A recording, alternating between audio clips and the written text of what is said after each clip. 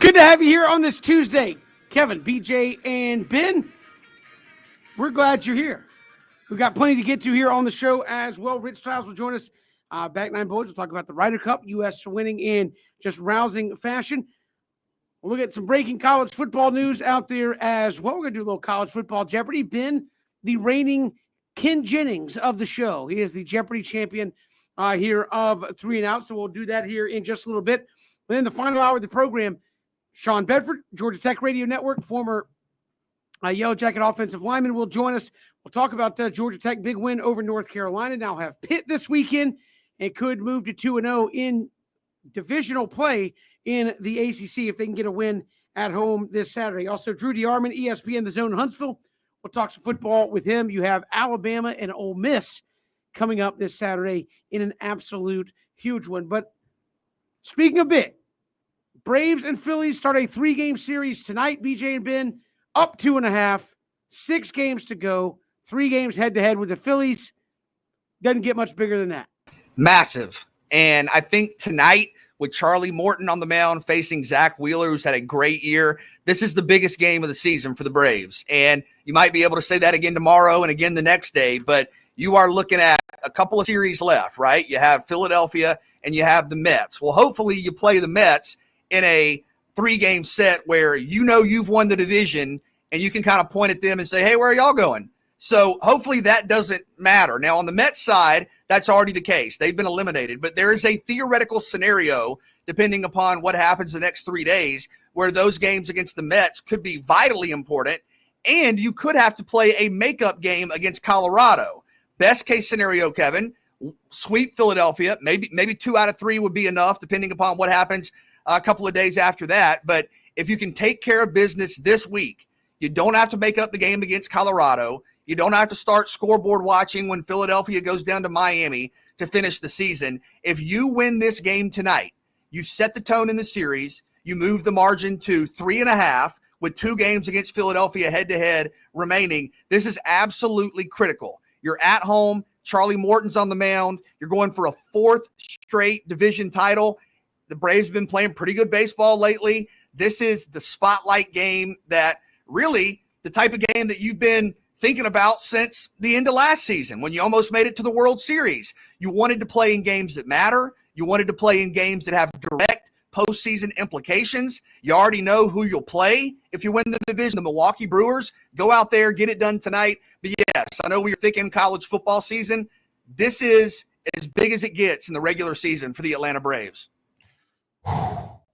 This is what you want too. You want this game to mean as much as it means, BJ and Kevin, because it either brings out the best and the worst of either team. I mean, you talk about a Phillies team that, really hasn't been, had a lot to talk about, since. I mean, I think they haven't been in the playoffs for the last 3 years, obviously with the Braves going 3-3 winning the NL East. But you talk about a Braves team that had to overcome a lot of adversity this year to even find themselves in this position right now. But I think that the stakes are very, very high. You got the storyline, Kevin, of Bryce Harper, for which, I mean, he's been on the MVP type, had an MVP type season this year, and they're gonna be looking for him to be very, very explosive throughout this series. You talk about a Braves team that, BJ, if those bats get hot, it's over. I mean, it's over. They can score 7-8 runs in an inning when you look at how this Braves team has come together chemistry-wise. And I know it's gonna be the ever evolving door of Will Smith. And Kevin, I know that is a sour subject when you talk about Braves fans, but this is like a preview. If this Braves team is going to get what they hope to get in the postseason, you're going to start kind of looking like how it's going to look in the postseason right now. You're going to kind of start realizing how they're going to orchestrate this postseason roster with this series against the Phillies. But I think that when you talk about pro sports, you judge the best when you go up against the best, and it's all about the stakes. It's not that if you're playing this team. The Phillies understand, how dangerous this Braves team is, and whenever you're playing a division opponent, there are no secrets out here. We know what pitches you can hit, what pitches you can't hit. We know what guys you can be more aggressive with when they up the bat and whatnot. But I think that this is when nerves hopefully don't take over when it comes to some of these guys. Austin Riley has been amazing. This infield for the Braves have been amazing. Who cares? You got to do it now. Like all you've done up to this point is put yourself in a position to go out there and potentially put more distance between you and the Fields. But this Fields team is very, very dangerous. I know the mess is out of it, but it ain't about looking at a team down the road. It's about the team right here in front of you. I do like the Braves. Chance BJ, you mentioned Charlie Morton. I just think the chemistry of the Braves versus the roster of the Phillies is what you're going to be looking at. The Braves aren't going to be the big spinners in baseball, but Alex Anthopoulos way, Kevin. Let me know if I'm wrong. His way of spending and way of orchestrating this roster since he's been there has worked. I don't think he's done a better job than he's done this year, even in the midst of what he's done the previous 3 years.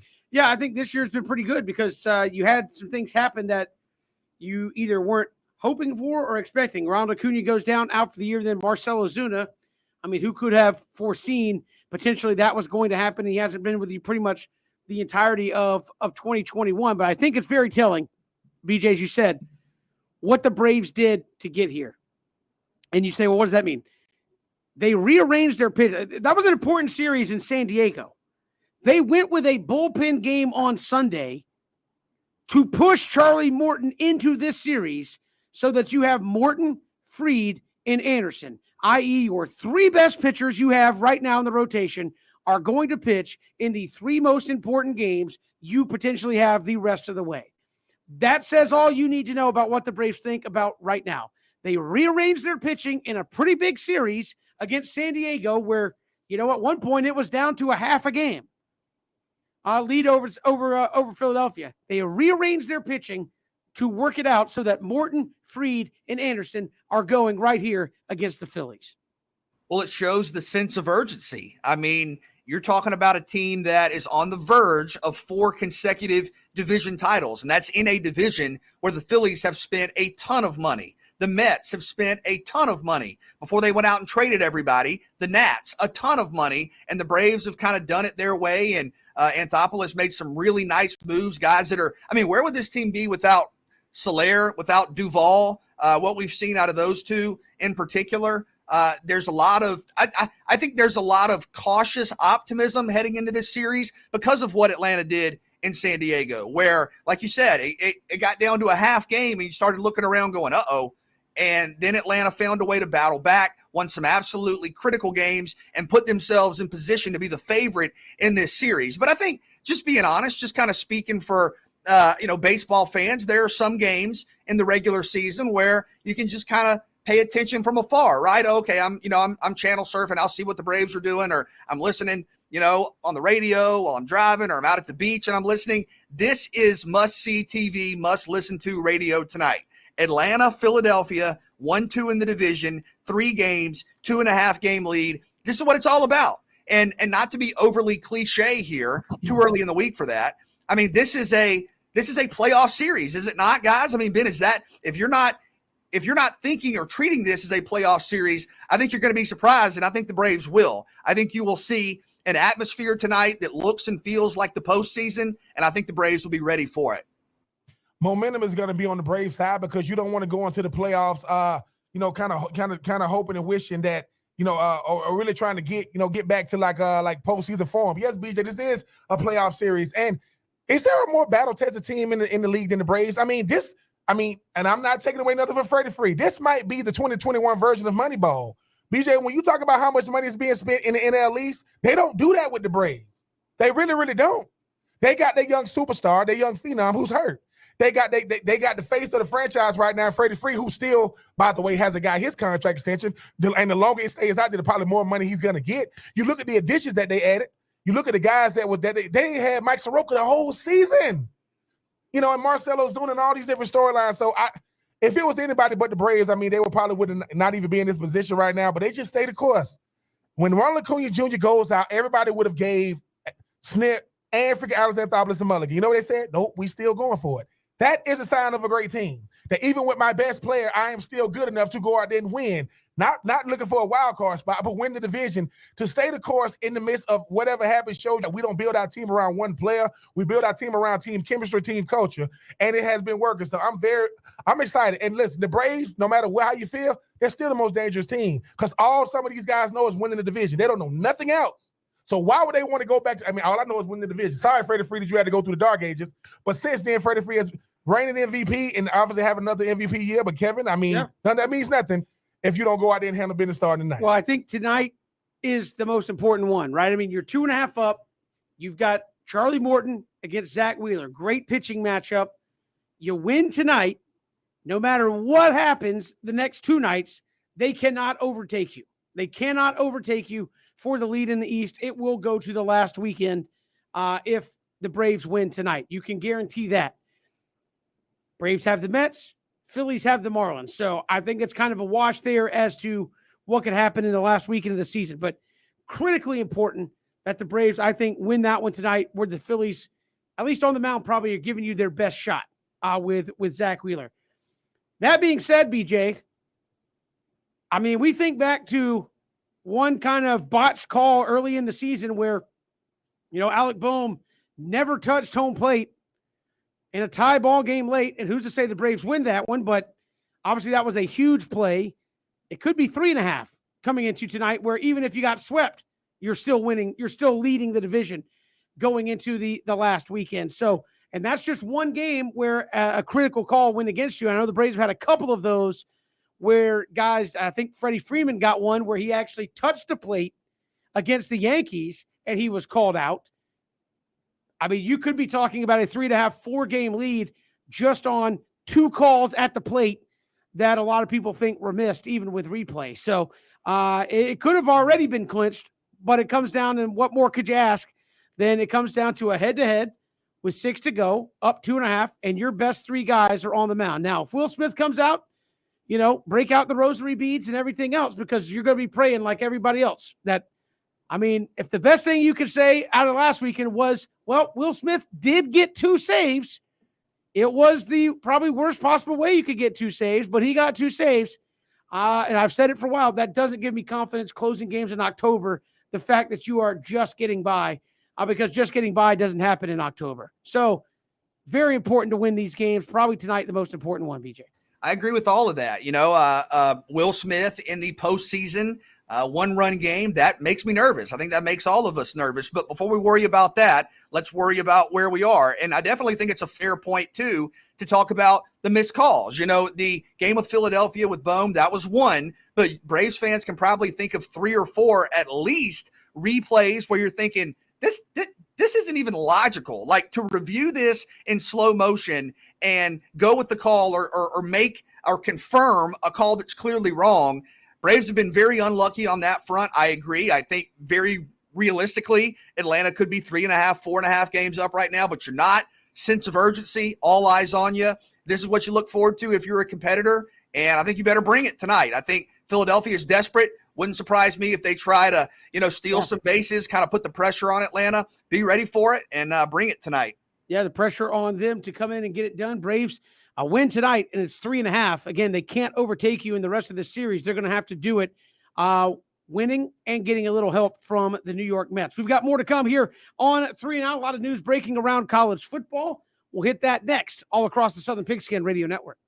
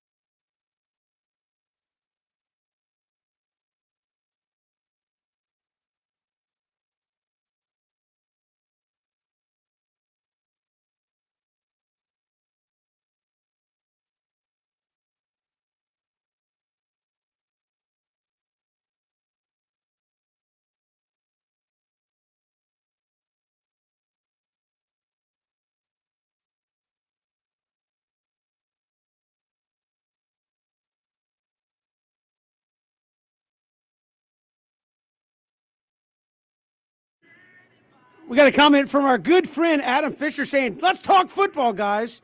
What is it, the bottom of the 8th, or is it 3 and out? It is 3 and out, Adam. We appreciate the kind words, and we will talk football. Speaking of just this weekend, Matt Corral, Bryce Young squaring off head-to-head. Matt Corral plus wins 160, a slight favorite in the Heisman race. I think some of that gets sorted out this weekend when they go head-to-head there, Bama and the Rebels. Great matchup, and might be the best quarterback matchup we see all season potentially. I think I mentioned this yesterday on the show, but right now nationally in all of college football, Bryce Young is 5th in the country with a 188.6 passer rating. Matt Corral is 6th in the country with a 187.7 passer rating. So Bryce Young and Matt Corral right now are separated in that statistical category by less than 1 point. So they've been very comparable, needless to say. Both guys have been fantastic. I would lean in favor of Young for me in terms of an early Heisman frontrunner, whatever that's worth in late September. I think having done it against 2 nationally ranked teams, I know Miami not ranked anymore, but Miami, and then to have thrown 3 touchdown passes at Florida, he's done it against tougher competition to date than Matt Corral, but both guys are awesome. Both guys are spectacular, and Corral could be the number 1 overall pick in next year's NFL draft. This is going to come down to team versus one player. I mean, I understand that Matt Corral is a guy that can go out there and make it happen, him and Jerrion Ealy, but he's going to need a full team effort to be able to beat this Alabama team that's, getting guys like, Brian Robinson back, who you add him back to the fold. But, BJ, I think you said it best. You got 2 of the best young, talented quarterbacks in the country. Matt Corral is a guy for which, you look at what his skill set brings to the table. Him and Lane Kiffin are a match made in heaven. But what Lane Kiffin wants to do offensively, Matt Corral has no limitations to what he brings to the table. Bryce Young is he's trying to keep up with the legacy at the quarterback position. He's trying to be the first to ever win the Heisman at quarterback for the Alabama Crimson Tide. I know people are saying, wait a minute, there are things in football that Alabama hasn't done. Yep. Like, take a man to the moon and actually win a Heisman. So, yes, there are things that Alabama hasn't done. But I think that because Matt Corral has played Alabama last year, and I think last year's team is better than this year's team for Alabama. And I think you look at what Matt Corral was able to do last year against a defense that, while improved, I think was a better overall team. So yes, I do think it's going to come down to an individual performance versus a team effort. But yes, Bryce Young is a guy that seemed to getting better. 15 touchdowns to 1 interception? You can't deny those type of numbers. I just say this: if JT Daniels or DJU or Spencer Rattler or Sam Howell had 15 touchdowns and 1 pick, what would we be saying about them? Don't say this man is only good because of the team he's on. No, I think the team he's on is good because of him, because he is the orchestrator of the offense, which is the rhythm of the entire team. But yes, should be a great matchup this week for 2 incredible QBs. And you get the Brian Robinson projected to come back for Bama as well. So just more weapons for Alabama. But how do you feel about this one? Is Lane Kiffin, he's got a quarterback. Does he have enough of a team around him to pull this off?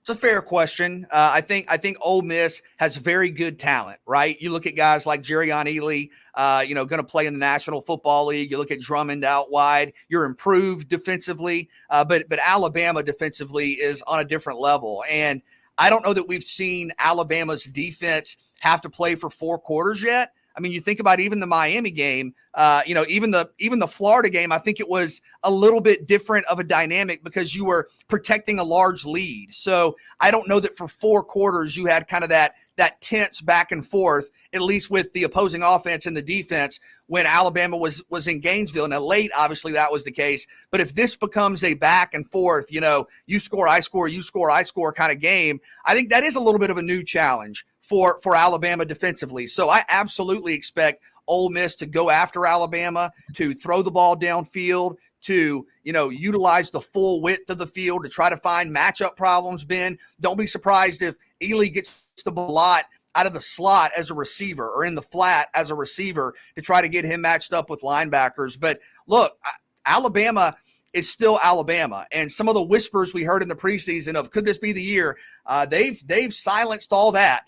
And you think about the guys, Ben, think about the receivers that have come through there, man. When you think about, Judy and Ruggs and Waddle and just all these superstar receivers, you have more superstar receivers. John Mechie's still great. Jameson Williams, the Ohio State transfer, has been one of the best players in the country He's been an absolute superstar. In his last game, the Alabama Southern Miss game, he had 3 plays of over 80 yards. He had an 81-yard catch for a touchdown, a 100-yard kickoff for a touchdown, and an 83-yard kickoff for a touchdown. So keep an eye on him. I think Ole Miss can play with Alabama. I think for it to be tight late, they may need a couple of turnovers, which is a possibility. But looking forward to this one. It's going to be fun. And Lane Kiffin versus Nick Saban always is. I'm looking forward to a track meet. I mean, all gas, no brakes if you are Lane Kiffin and that Ole Miss offense. I've never, ever understood why people hold things back when you talk about Alabama. You're going to get exposed either way, right? What was it, a couple of years removed that Alabama versus Ole Miss, the opening play was a touchdown pass, Ole Miss, and obviously after that, it just went all Alabama. When you go up against a team like Alabama and I'm not putting on my homer shoes. You go back to the Florida-Alabama game. You know how much Florida learned about themselves in a loss? Like, look, man, we can play with these dudes. And to me, that's the thing about Alabama. When BJ, it goes back to when Pitt played Clemson in the AC Championship game. We're up there, and you saying, dude, when I'm sitting on the field looking at Clemson, standing right there in front of them looks way different than watching them on the field. And then you got to get out there with them. Alabama, I know this. Listen, they breathe the same air we breathe. They practice really, really hard, but it's an expectation. Not just from the opening kick to the final 0 on that clock. You better be all gas, no brakes when you talk about Alabama. And if you Ole Miss, what does it do for the rest of the season? Because Alabama is the only team that doesn't have to win that division and doesn't have to play in the SEC championship game to still be in the college football playoff. So St. Nick might be feeling a little generous. Hey, what's up, Lane? You want to know what it feels like to go? Because if I'm not mistaken, Ole Miss has never been to an SEC championship game. So yeah, look, you got the right coach, you got the right player, you got the right scheme. You got to put it all together, and I think it's going to be a better game to people give it credit for. But it's going to be, are you still in it going into halftime, and what type of momentum do you come, out of halftime with? Because the thing about Alabama, they've seen it all, done it all, dealt with it all. I want to see if Bryce Young can play in adverse conditions. We will find out come Saturday. BJ, some other news. Clemson's Brian Bresee is out for the year with an ACL injury. Will Shipley, James Skalski, they'll expect to be back this week. And Clemson, one of those teams, you wonder how they deal with it. I mean, again, there's not a guy outside of the incoming freshman. There's not a person on that roster outside of the first-year true freshmen that have not been in a playoff game or a college football national championship game or haven't been in the ACC championship game. All of that is in jeopardy right now after you lost last week. And it's not so much their defense, and you would say, well, their defense better be good because offensively, BJ, you were going inside some of the numbers. You're used to the Trevor Lawrences, to the Deshaun Watsons, and all those guys going back. This offense is bad, right? I mean, like, we look at the ACC, they're not known for 49, 50-point games every week, and Clemson's down near the bottom of ACC offenses right now. Yeah, they're 121st nationally in total offense. I mean, that's crazy to think about with the talent they have and the history of success they have. But look, for whatever reason, confidence is not there. It doesn't seem. You're last in the ACC in almost every statistical category. You feel really bad for Brian Bresee, great player. Obviously had a fantastic true freshman season, a sophomore, All-American in the preseason, well-deserved. That's a big blow to Clemson's defensive line, and you wish him a healthy recovery. I think Will Shipley's a guy that's going to have to become a consistent playmaker, and he's just a freshman now, But at running back, it's impossible to replace a guy like Travis Etienne, one of the greatest players the game has ever seen. But I think you got to try to find some offensive balance if you're Clemson.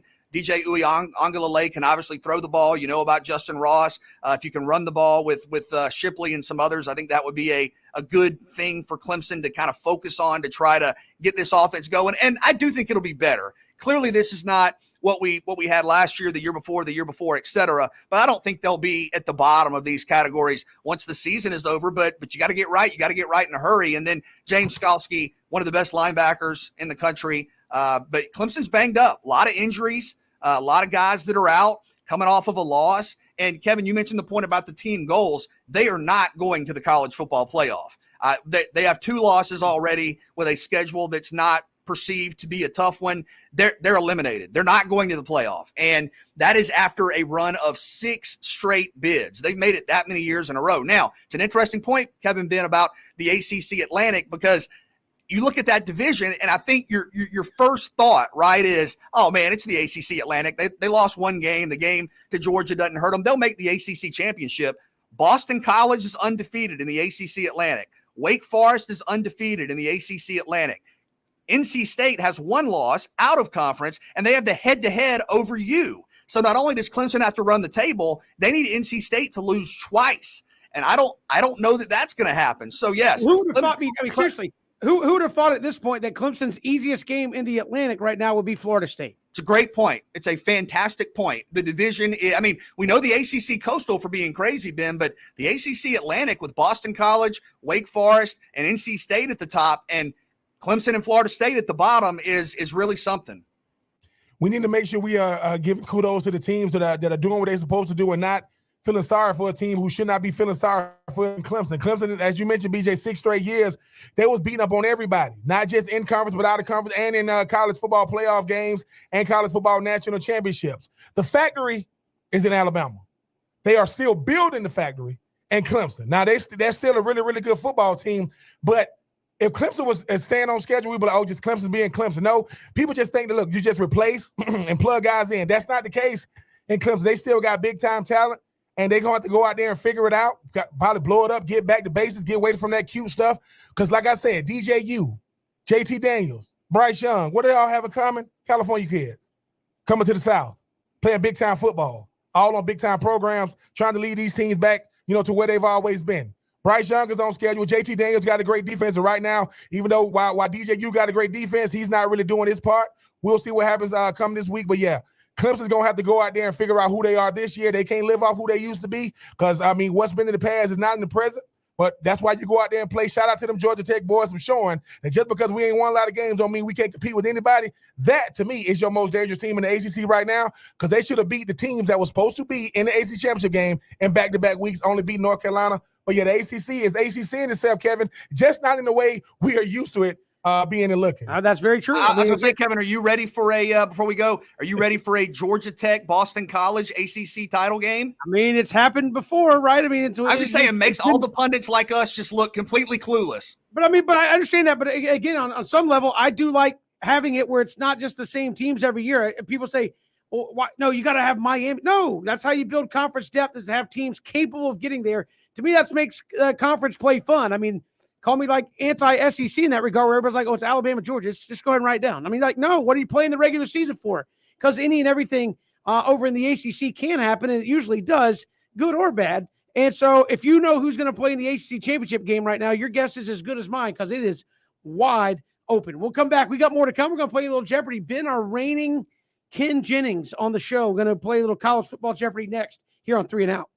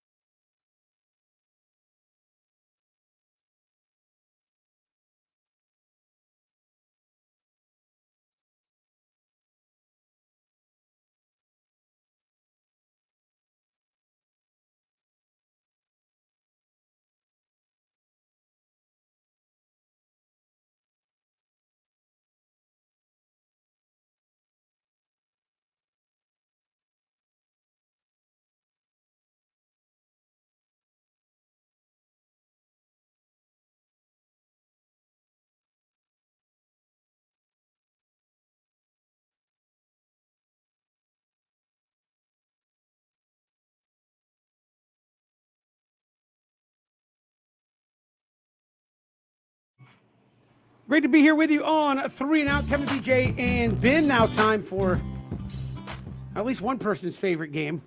Probably the guy who puts together the questions to make us sound silly. Christian Gokel playing the role of Alex Trebek as we play College Football Jeopardy here on 3 and Out. And Ben is our Ken Jennings. I was about to say, first time ever, I think. There's a reason we're having to do this, and it's because Ben Troop just absolutely massacred y'all. I mean, Ben, do you have anything to say? I don't even call them to your competitors, to the challengers, to the people who are attempting to take your throne. You know, just all those days, you know, we're reading my Encyclopedia Britannica, just really just paid off. But no. Listen, that does not help you at all in these. I'm gonna listen. I don't get a lot of wins on this show, so I'm just gonna cherish it. I'm not gonna soak it. I'm not gonna brag and boast. Just trying to defend my crown. So we don't have any issues from BJ complaining that saying, "Hey, I'm not in the same room as you guys." BJ, can you clearly understand me right now? Well, I don't think the problem's on my end. Last game, I said my name before Ben a couple of times before Kevin. We have Cam in here. I did not get the option to answer. So that's on y'all. That's out of my hands. Cam, take the headphones and you're gonna listen, and I'm gonna go to you. You're gonna be my instant replay if BJ gets his name in before Ben says his name.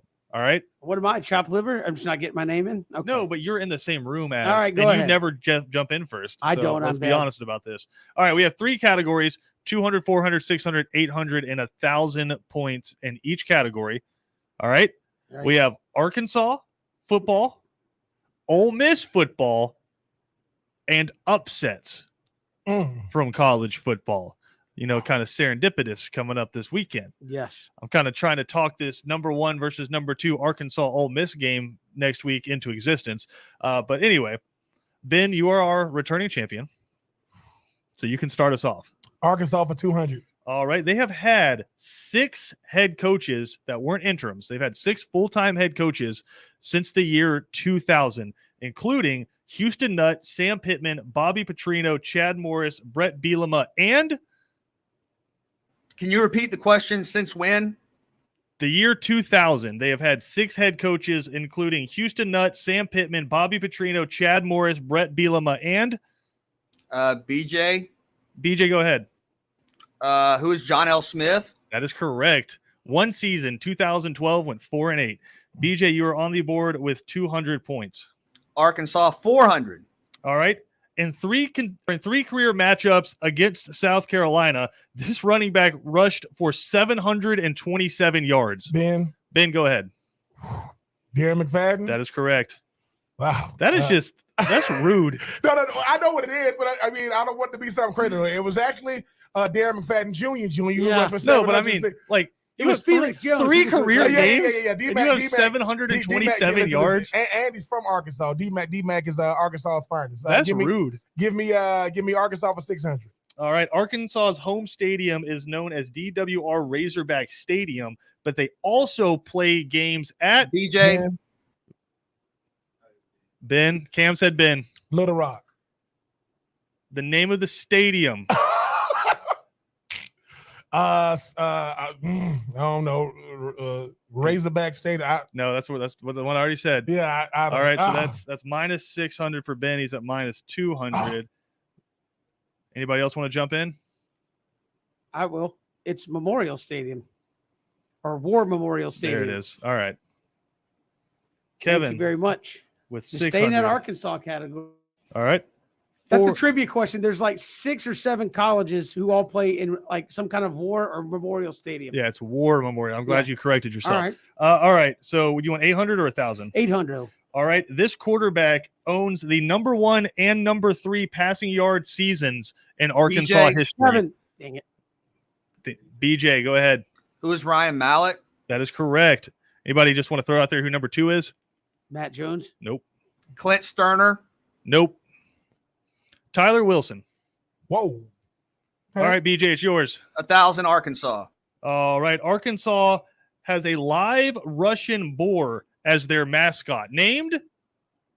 Kevin. BJ. Kevin, go ahead. Tusk. Tusk is correct.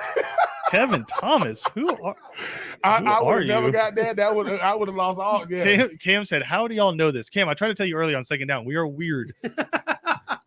Well, and they have little Tusk. All Let's go. I don't want to deal with upsets. Let's go Ole Miss for 200. All right. They were one of how many founding members of the SEC? Kevin, Go ahead. 8. That is incorrect. Down to 1,400. Still in the lead. Anybody else want to hazard a guess? My next guess, if you throw the buzzer, would have been, is the buzzer out there? You done? Yeah, it's done. 10. Nope. Nope. Much like the United States, founding with 13 original members. I mean, the SEC, the most American conference there is, except for the American Conference. All right, Kevin, it's still with you. I'll stay there. Let's stay there for 400, I guess. All right. Fans attending games in Oxford will find the speed limit to be Ben. this number. Go ahead, Ben. 18 miles an hour. In honor of this legendary quarterback. Kevin. Ben, Well, he already guessed, No, right? Ben got it right. I just want to see if he can. Oh. Archie Manning. Yep, he didn't even need the Archie Manning clue. How'd you know that, Ben? Well, I mean, I know these little weird stuff. They're like Eli wore 18. I said, why 18? He said, he kept going speed limit. I said, talk up. But hey, I mean, it's All right, dad, so we are man. all actually in the positives right now, which is a very weird spot for us to be. All right, Ben, where do you want to go? What was it? We had 800. We had 600, 600, 800, 1,000. 600. All right. 600. It's been how many decades since Ole Miss won a conference championship?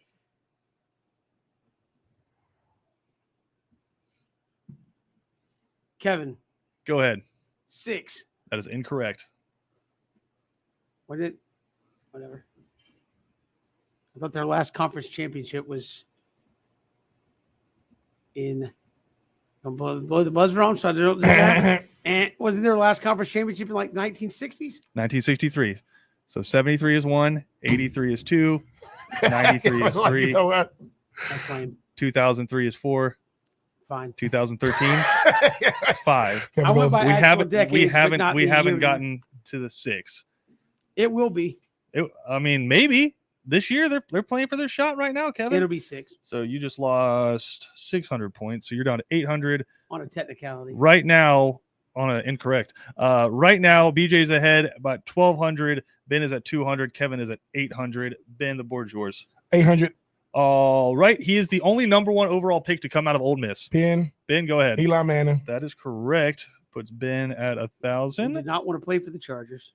He True. and did not play for the Chargers. All right, Ben, you want to finish out Ole Yeah, Miss? finish out 1,000. All right. Since the SEC split into divisions, Ole Miss has won the West how many times? Kevin. Kevin. 0. That is incorrect. Kevin, you were at minus 200. That doesn't sound right to me, man. Since They've never been to the SEC since championship they game. split into divisions. Well, you already told me I was There's wrong. a trick so- question in the phraseology, perhaps. Since the SEC split into divisions. I mean, what did they do in 2003? Did they split it with They- somebody? They were way into the divisions by 2003. I know they've never been to the SEC championship game. Why else would you want divisions? Well, this is the thing, because in 2003, Florida, Georgia, and Tennessee all split the East. We all tied for first in the East, so it can't happen. And whoever had, I guess, I don't know, however they broke it up. I think Tennessee went We that could year. take this one out as a technicality, but technically in 2003, under David Cutcliffe, they were co-SEC West division champions. Okay, well, I mean, what? You know? If you didn't go to the SEC title game, if you didn't go to Atlanta, you didn't win the Michigan, you didn't win the division. Didn't Michigan split a national championship? If y'all want to take it out as a technicality, we can. No. They won. They But just Co- didn't go to Atlanta. But Coach Cut, that's. I mean, that's 2 questions in that category that are freaking nonsense. it's Well- not nonsense. It's true. They won the SEC West in 2003. Okay. I won the SEC East in 2003. I just ain't go to Atlanta. You know. So. There you go. All right, keep going. All right, we'll move on. I think it's still Upset, been Upset, which you know is what? what I am in this just, game. just to make it more fun, I'm going to say that last one doesn't count because Kevin was thinking with My brain. players. Well, no players or teams that that in your played heart. in the His championship is game. full. Oh, mine's But we're talking empty. about winning divisions here. All right. Obviously, only one team per division can go to the championship Yes. game, but multiple teams. And can we win the call those division. teams that don't go the loser because there's a reason they didn't go, and it wasn't because they lost on tiebreakers, which makes them losers. Go ahead. They won the SEC West in No, they 2003. didn't. Carry on. Go ahead, Ben.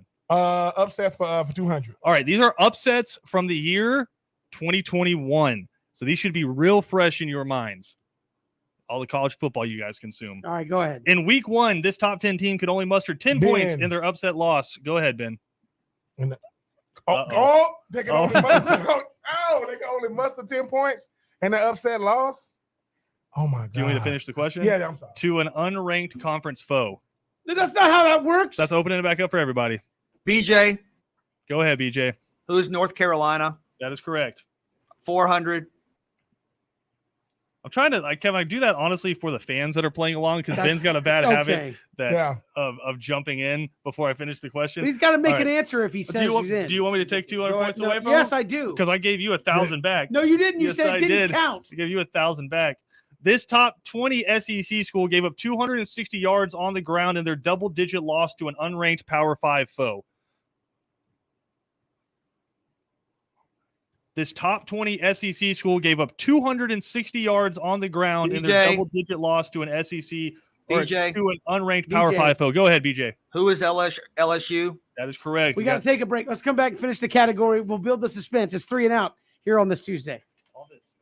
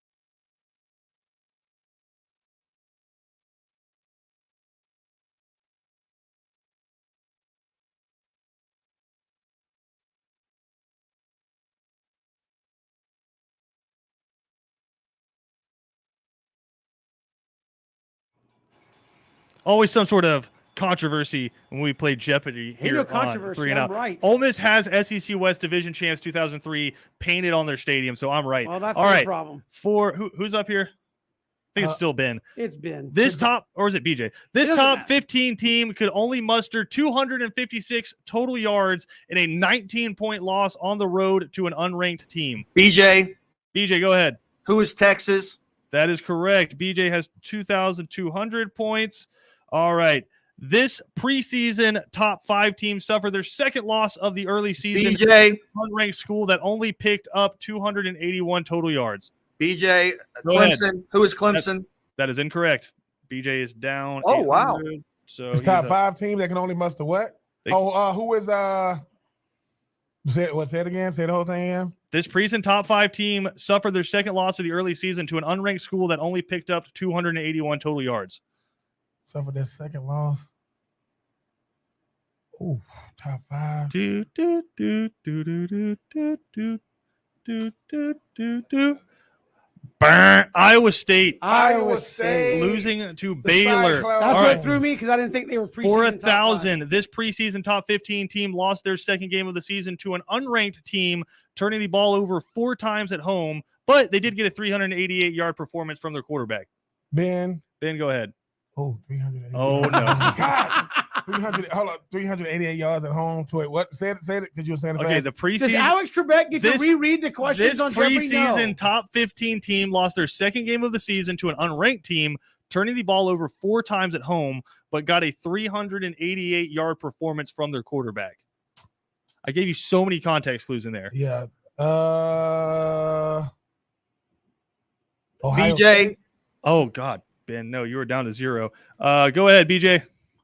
that was going to be my answer.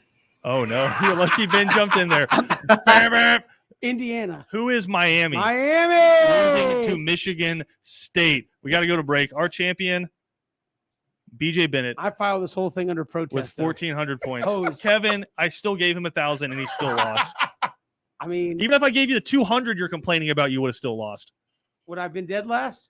You're not last. Ben's I would have last. been co-champions, right? Ben's last. No, you Co-champions. still would have been second I'm gonna place. coach. I can hang a banner in my office. You We'll still come would have back. been second Take place. 3 I'm just around going to the keep corner. talking over you. I'm done Yeah, with this good. crap. Nope, I'm still here. Southern Pigs getting ready. Now. Yep.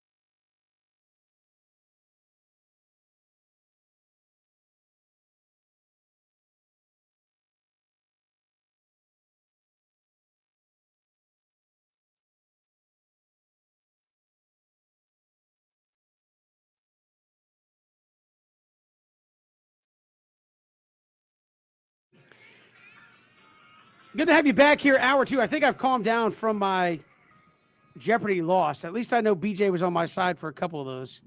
I was, and I also got confused late because I thought I misheard a question. So Christian corrected me on that. But listen, Jeopardy is no joke. You got to be ready to go, Kevin. I think, when Alex Trebek was doing, he didn't reread the question. He didn't go, hey, for 2000 in Italian literature, blah, blah, blah, blah, blah, blah, blah. Steve, yes. I'm sorry, Alex. Could you repeat the question? No, Steve, I need an answer. Move it along. That's what you have to do. If you don't question the host of the game. Just play the game. Of course you question the host of the game. If he is not to be questioned, what is he doing there? Kevin said, no.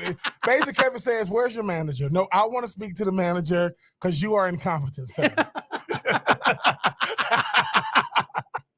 No, I just want to get down there that you said it's okay to question the host. So here I am, Kevin, questioning you. Right. Question me. Does or does not Ole Miss have painted inside of their stadium SEC West Division Champions 2003? Hey, if they want to act like posers, that's not my problem. That's not the answer to the question, Kevin. They didn't go to the SEC Is championship. it true or game. false that they have that painted in there? Something can be Is true it and true or wrong false? at the same time. Is it true or false? Apparently it's true. They're wrong. All right, then. So you sit there and you take the 1,000 points that I gave you out of the kindness of my heart, and guess what? You still lost. It's fine. Even if I gave you the 200 points you didn't deserve, I deserve. you'd still lose. Yeah, but And Kevin's if you Kevin's gonna wait till the end of a question, wouldn't have lost. Yeah, but Kevin's gonna take his loss and not go to the SEC championship game. He's gonna watch it as he should. Yes, I don't know that Kevin is going to watch it based off some of those answers. I can spray paint it and hang it in my office, and I can call myself a champion. No, you can't because you didn't tie with BJ. Just make it up as we go. It's fine. Let's take 3. That we can do here on 3. Yeah, Lord knows you can't do Jeopardy. A lot of angst here on the show today. I'm just asking for the rules to be administered correctly. That's all. Even if it still costs me a game, it's fine. Take 1. Do we need a new Jeopardy host? No, I'm just kidding. Take 1. Brian Kelly passed Newt Rockne as the winningest coach in Notre Dame history, but where does he rank in the pantheon of great coaches? Yeah, this is a tough one because, I mean, to accomplish what he's accomplished at Notre Dame is incredible. I mean, absolutely remarkable. And he's definitely an all-time great. But I think when you talk about tier 1, right, of whoever you want to put in that, and obviously right now, I mean, Nick Saban is even far and ahead away of a guy like Dabo Swinney right now in college football. I think you probably have to have a national championship to be in tier 1.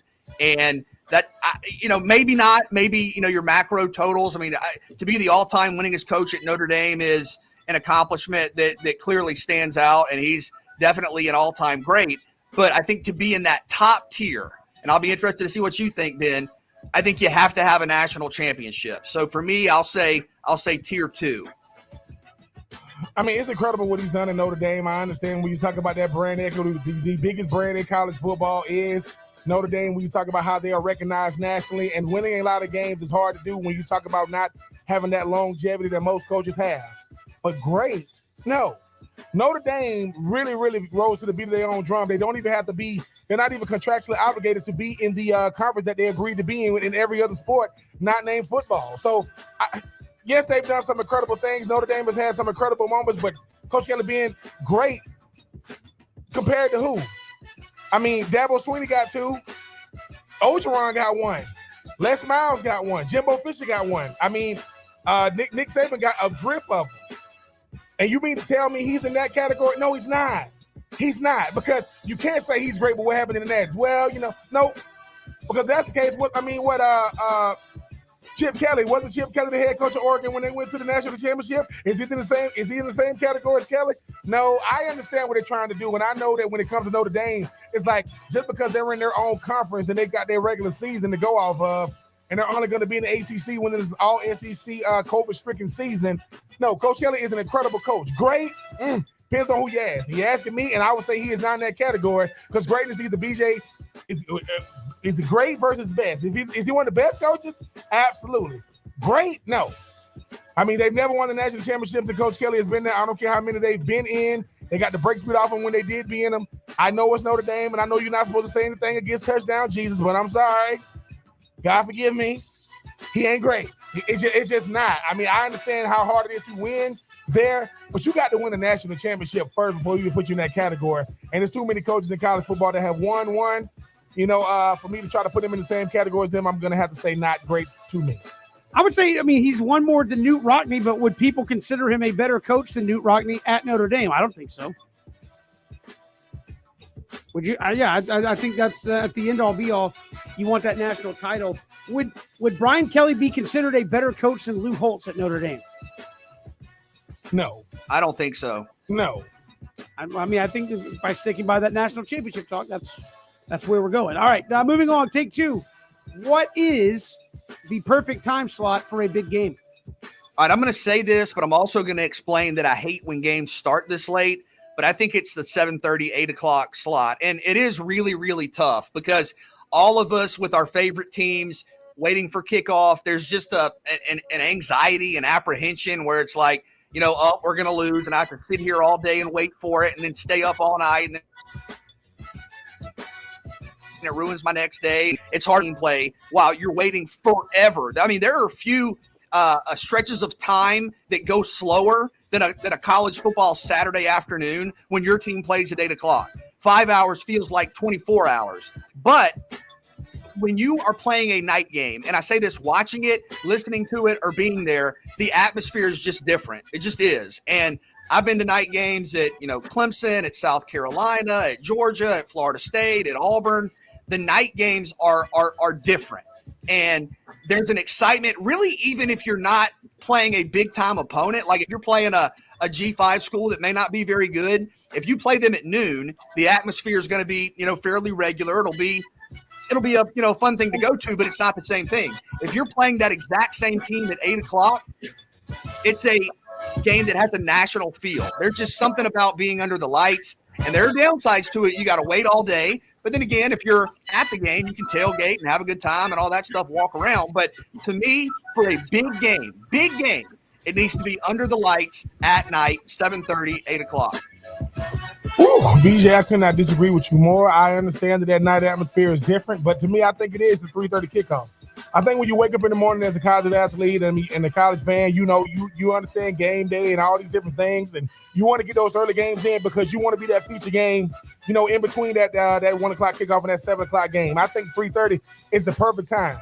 You're talking about waking up just ready to go, raring to go. You still get to go into those game plans. You still get to kind of have a little normalcy. As a fan, as a player, you get to kind of watch college football throughout the day because you know, hey man, let's get ready for that 3:30 kickoff. And that's, to me, that's football. It's hot, it's muggy. Home field advantage really is not gonna matter. Both teams are raring to go. I mean, you are already antsy. I mean, it was up to a player. You'll wake up, 8, 9 o'clock in the morning and just get it. But it's just that anticipation of looking forward to that team you got going, and everybody want to see who's who. And you're gonna get more viewers to me at 3:30 because I mean, I'm speaking for myself. The later the game is in the day, the harder it's gonna be for me to sit there and watch the whole thing. I mean, it seems like those commercials are just way more when you talk about those late games. But that 3:30 kickoff, it don't get no better than that, man. I mean, when you talk about what college football is, having those two hopefully great teams trying to add to that win column. So I'm gonna always go with 3:30. I think I could be wrong, but in 2002, I think that was the only Florida Georgia game played that night. Now it did go our way. We appreciate the dub, but waiting all day to play, that is agony. I want to get it done. And there's another thing too. I know this is selfish. I want to enjoy my Saturday. I want to go out there and play and go home and kind of feel like a college student, go celebrate and do something. I got to go play and go home. That's ridiculous. No, man. Give me 3:30. Get it over by 7:30. Get back to the crib, even if you got to fly and try to have a nice little night out. Just saying. That's to me. It's like not 3. It's 4 o'clock. I'll tell you why. And I'm very specific. SEC kind of does it because the 3:30 game doesn't really kick off to like 3:45 really. But I'm gonna say 4 o'clock. Once you get past like this week and next week, get to mid-October later on, it's 4 o'clock. Why? Because you have sunlight, you get the shadows in the stadium, the game starts in the daytime, it ends in the dark, and you got the windows open at the house, the cool breeze blowing, watching football, perfect time, and you're still awake to eat dinner and all that. You don't have to worry about staying up till midnight to watch the end of another game. 4 p.m., mid-season on, 4 p.m. best time. Starting the day. So I'm just confirming the 30 minutes from Ben's 3:30 kick. Yes. To your full, okay. Yes. Makes all the difference Daylight in the world. savings. Makes Get all right. the difference in the world. 100%. Moving along. Take 3. Which team will be in a completely different place by the end of the season? I think it's Clemson. Now, I felt that they were going to be better than they were on Saturday, and that was not the case. And I think there's a difference in winning a close game and losing a close game. You know, a lot of people have said, well, Clemson really didn't play all that different against Georgia Tech compared to how they played against NC State. Well, yeah, they did because they won. And at the end of the day, weeks from now, much less years from now, nobody's going to look back at the Georgia Tech Clemson game and go, oh man, Clemson had to get a goal line stand and then they almost fumbled the ball on their own. It's a win. You don't care why. But I think there's just something out of place with Clemson. I don't think they look confident. They've had some injuries, and Clemson right now is a 500 football team. If they finish this season at 500, I will be stunned. And I'm not saying they're going to go to the Orange Bowl, but they're not out of it in the ACC Atlantic. I think they're probably still the most talented team in the ACC, and probably by a wide margin. Look, the Georgia loss was tough for them. I think it kind of limited their overall kind of progression. I think the further you get away from that, get some guys healthy. I know Brazil is out for the season, unfortunately, but I think they're gonna break out. And I think once they have that big game where they score 35 points, it's going to come naturally. So I expect Clemson to be probably back in the top 20, maybe even the top 15 at some point. I don't think they'll lose, maybe one more, but surely they're not going to be 123rd in the nation in offense at the end of the regular season. That would be inexplicable. So I expect Clemson to bounce back to a certain extent. I think it's going to be Georgia Tech. I think when you look at Georgia Tech the last 2 weeks and how they've been able to play, Clemson is still the creme de la creme in the ACC, regardless of what type of season they have and what they was able to do against North Carolina. This team is building momentum. This team is building confidence, and I think Jeff Collins is vying to be potentially the ACC Coach of the Year if he can find a way to get 4 more wins to get into that 6-win column. I know it's not going to be easy with big games coming up, but I just think that this team is doing something they weren't doing before the season, and that's they bought in. You got to buy in, and the confidence comes later. I think when you look at the fact of how they played last week, you look at a coach, you look at a guy like Sims, you look at a guy like Gibbs, and how that defense is playing. I think that they found a way to go out there and find their identity on offense. It's going to be a run-heavy, offense more. We're trying to, go over the top with a complimentary passing game with a dual-threat quarterback in Jeff Sims. So for me, give me Georgia Tech. I think they're going to be a totally different team by the end of the season because they built confidence the last 2 weeks. Definitely the recent week with North Carolina. Mine might be going the other direction. I think it's going to be Arkansas. Top 10 team right now. They still have Georgia. They still have Alabama. They still have LSU to play in a rivalry game. They still have Ole Miss. I think at the end of the year, we'll be talking about the win against Texas A&M and the win against Texas, but I think we'll be looking at an Arkansas team that's sitting there maybe 8-4, much improved, but certainly not in the top 10 where they're sitting right here going into Georgia this weekend. So basically, you're calling for them to go 500 the rest of the way. Schedule is tougher. Schedule is much tougher. I think it's look, I'm not saying they can't do it. I'm saying how many weeks do you expect them to continue to play up? Are they better? Yes. Can they beat Alabama? Can they beat Georgia? Can they beat Auburn? Can they beat Ole Miss? Can they beat LSU? Can they do all that and play at that level? And is Texas A&M? Might Texas A&M be a team that we could have said in that category as well? Backup quarterback, really didn't look that good against Colorado, already lost to Arkansas. That was a top 5 team, top 6, 7 team preseason. Might we be looking at Jimbo Fisher's squad saying, man, we thought y'all were a contender. Y'all got 3-4 losses. But I'm going to go with Arkansas right now. Everybody's talking about them. I think come into the year, we'll look at 8-4 and say, hey, that's pretty impressive based on a couple of the wins they got. Maybe ahead of schedule for Sam Pittman, but certainly not top 10 category like they are right now. If I had a 1B, I try to stay away from it because I'm not trying to say anything negative about this team with them having to play, my Gators this weekend. But Kentucky, right now, BJ, I think Kentucky is undefeated right now. Got a big win against South Carolina. Coach Hoover doesn't get enough credit. Mr. Rodriguez, come on down. The young man is putting up Kevin Harris, Najee Harris type numbers right now when you look at what he's doing. But will we get to the end of the season and start saying, okay, maybe they overachieved because people couldn't see maybe that Will Levis kind of having the opening, the opening weeks he did to open up the month of September? So I think at the end of the season, they'll get kind of back to more of what we used to them seeing, kind of like a 500 type team. But so far, so good. Undefeated right now with Florida coming to town. But I think by the season's end, that's going to be a total different story. I think both of those are fair. I mean, the SEC schedule is just so brutal, and that's the challenge. You got to bring it week to week. That's Take 3. We do it each and every day here at this time. We'll come back. We'll switch gears momentarily. We'll talk about the Ryder Cup. Rich Styles, the Back Nine Boys Golf Show, will join us. America dominating that event, doing some things they haven't done in a long, long time. We'll come back and talk to that. It's 3 and Out on the Southern Pigskin Radio Network.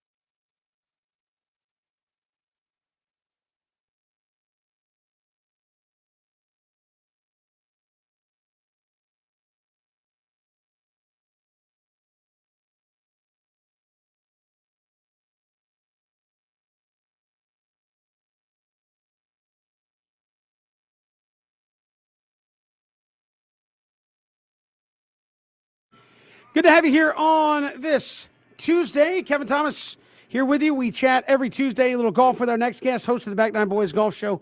Rich Stiles joins us here on 3 and Out. Rich, welcome. How are you? Well, guys, just finished up on the 18th hole, but not at Whistling Straits. Yeah, it's unfortunate we couldn't all be there. Again, the Ryder Cup, just such a different atmosphere than you get from a regular week-to-week golf tournament in the United States. Dominated this thing, Rich. Didn't lose a session for the first time in 44 years, 19-9. For folks that kind of don't follow that format in the Ryder Cup, I mean, how dominant was Team USA in this thing?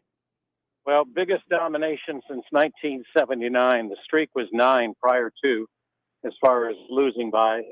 U.S. lost in Paris by 7, which was a humiliation for them because of the way that they played and the way the Europeans played. But what the Europeans did in Paris is what the U.S. did here. They picked players who could play the course, not necessarily players who were on a hot streak. And that's what Stricker did. And the 6 rookies that he picked scored 14 points. DJ scored 5. Hence, there's your 19 points. Just a great pick as far as in a great team. And these guys are going to be together 15 years.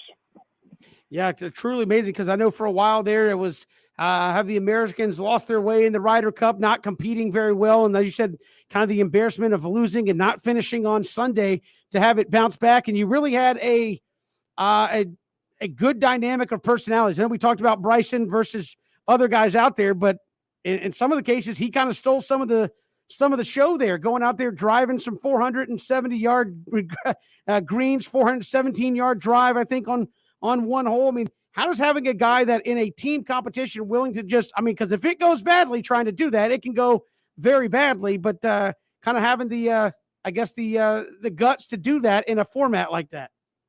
Well, you know, Bryson is one of those guys where he has taken so long to build himself up and to build his body up and to build up his golf game and be able to do those kind of things. And, you know, part of that is individualistic and part of that is for his own performance of what he wants to do. But, you know, he played a team player just like everybody else did.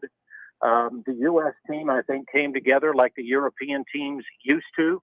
And it was there from the beginning. And they were all talking about 2 weeks ago, even during practice, you know, that they were able to pull together as a team. And they knew 2 weeks ago that this thing was going to be better because they were clicked. They were ready. They wanted to run the score up. Their goal on Sunday was not to let down, but to put their foot on the pedal and get 20 points. They ended up getting 19. I mean, these kids are just incredible. Their mental is strong. Their game is even better. And they just took it to the Europeans and came away a little bit dejected, very emotional, especially for some of the older guys. Rory did not play well at all. They needed him to play well. Jon Rahm played fantastically, but not many other people did on the European team. Rich, how have you kind of seen that evolve here over the last handful of years with this thing? Because it seemed like, much like potential other all-star type events, it got a little stale, and maybe some of the golfers on tour didn't care as much about if they played on the team or not. And now it's turned into a rock, like whether it's played here in the United States or in Europe or Great Britain. Like the fans are getting into this thing, and there's a kind of passion and energy about actually wanting to go compete, put on a show, and win this thing. Well, I think the big thing is that the Europeans are raised to want to make the Ryder Cup team, and that's very evident in the way that they play it, the way that they emotionally are into it, the way they, you know, some of them cried afterwards.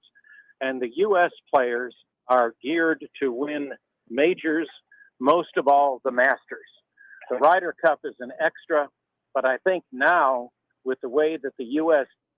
played and the way that the U.S. team dominated this year and the way that the U.S. team is going to have these 7, 8, 9 players for the next 10 to 12 years, I think there is no doubt in my mind or in a lot of other people's mind that the U.S. is going to be a dominant player in a Ryder Cup, no matter where it's played.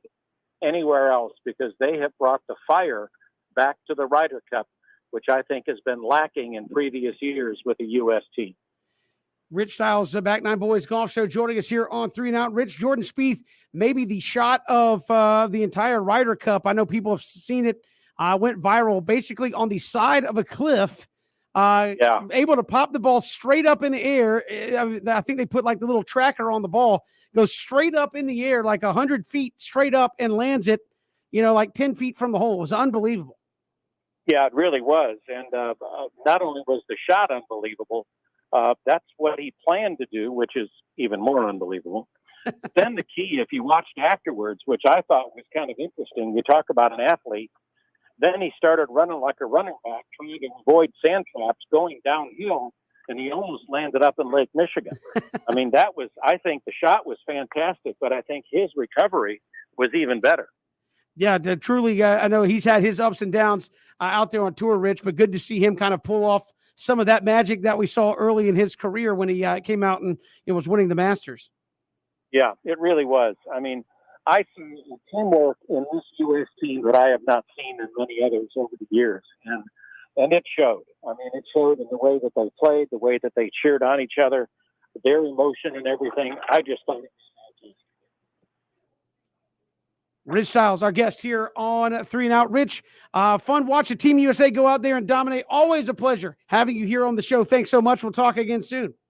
Well, guys, I appreciate you letting me on. Appreciate it. Have a great day. Go USA. Hey, will do. Rich Styles, our guest here on 3 and Out. We'll come back with more 3 and Out here on this Tuesday afternoon. Hit us up on Twitter at Pigskin Radio.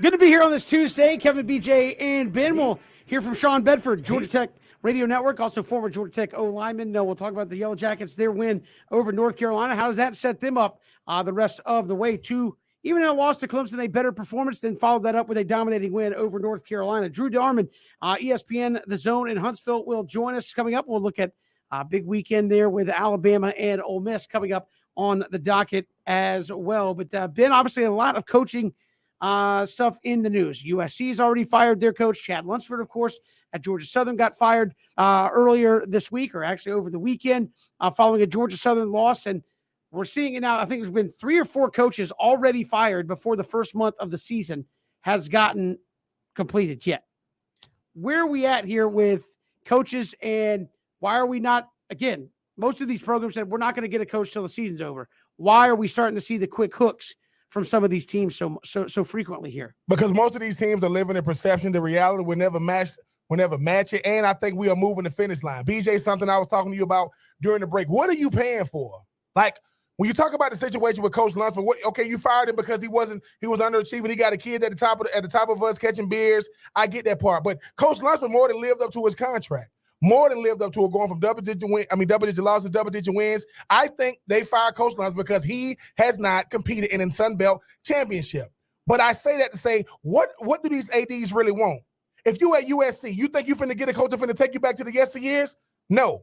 At Florida State, what are you really paying for in Coach Norvell? Do you want to compete for ACC championships, or do you want Florida State to be nationally relevant? The two are not the same. I think that when you talk about college football right now, the biggest underachiever in the SEC, as far as coaches, is what they're paying for, is Jimbo Fisher.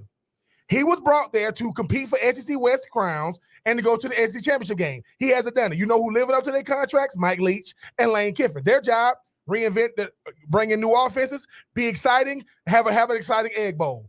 Lane Kiffin right now is actually overachieving. You better stop doing all this winning, because they're going to switch it to, okay, now we want to win. Now we want to win natties. I'm just always curious.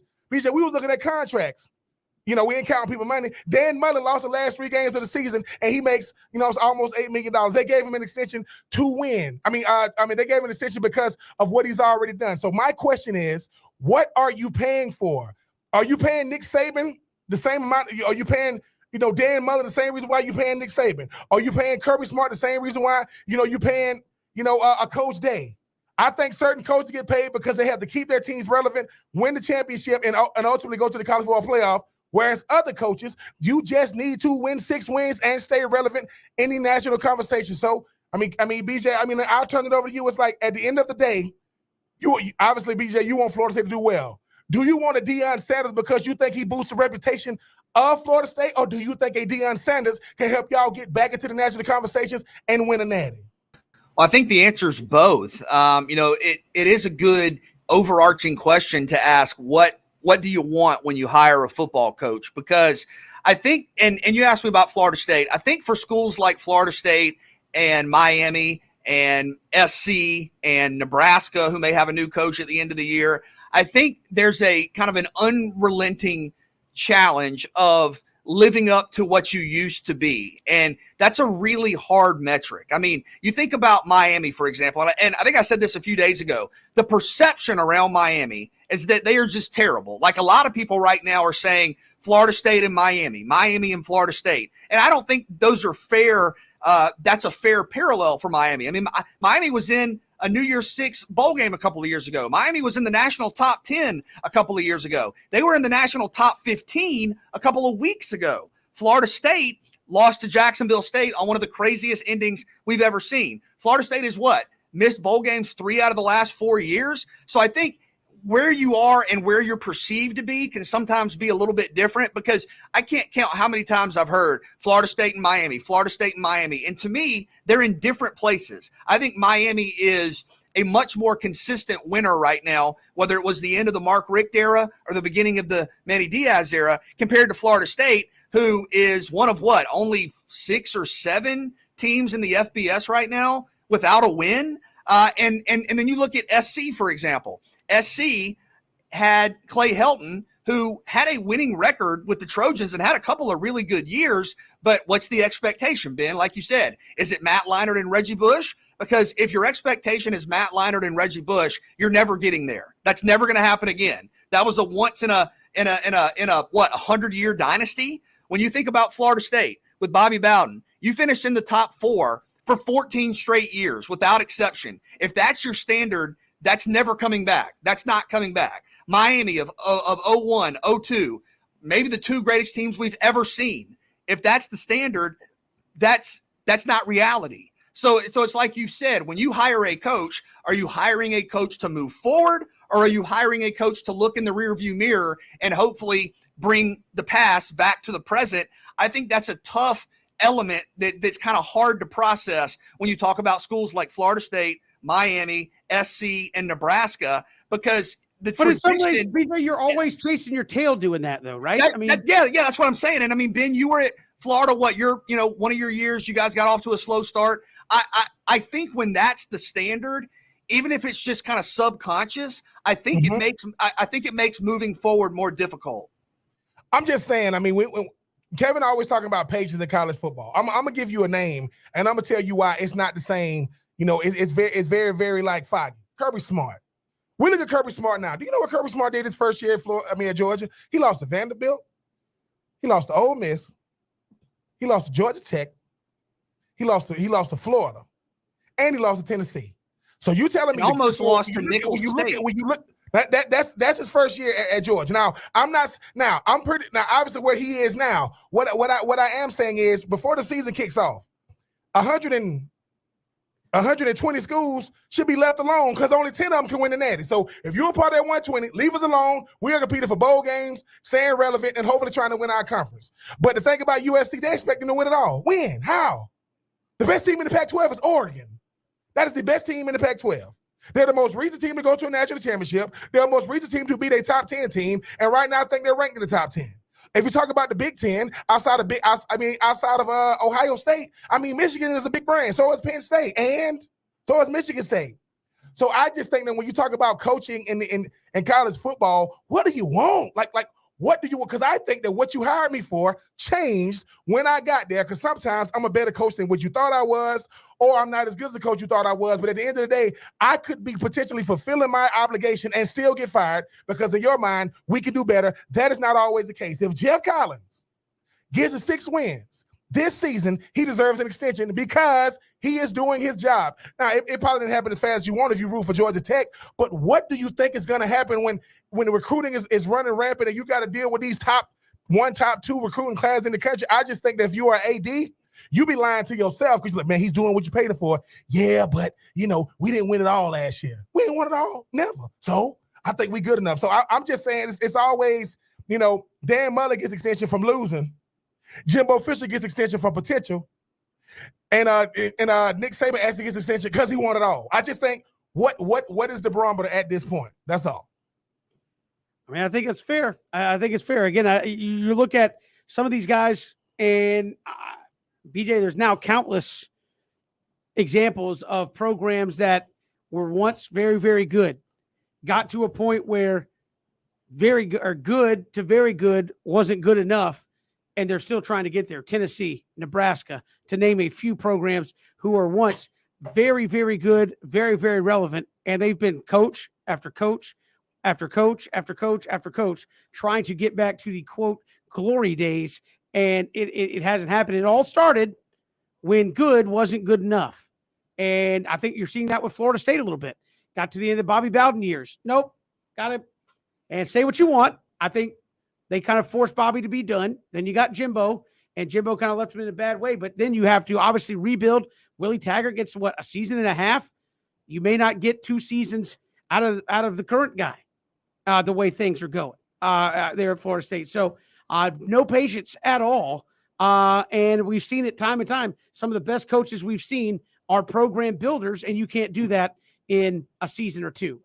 Joe Paterno, Bobby Bowden, program builders can't just show up and say, Joe Paterno, Bobby Bowden, you're winning us a championship. Neither one of them would have made it through 5 or 6 years of their contract if that were the case. And there you go down to some of the most legendary coaches that the game has ever seen in college football. Well, this is something that is hard to think about when you look at a schedule, and like we've talked about, you look at the schedule even moving forward in this season and you go, yep, that's a win for my team. That's a win. That's a win. Maybe we lose that one. Everybody in the SEC, in a conference like the SEC, feels that way. Everybody does. And it's like going back to your point about Arkansas. Arkansas is in the top 10. Arkansas has one of the best resumes in the country. But when you look at their schedule, still coming up, you've already made it through a month. You still have Alabama. You still have LSU. You still have Auburn. You still have Georgia. I mean, it's crazy. And at some point, the losses have to come from somewhere. And like when you look in the West, well, Alabama's not losing. Auburn doesn't think they should lose. LSU doesn't think they should lose. Ole Miss doesn't think they should lose.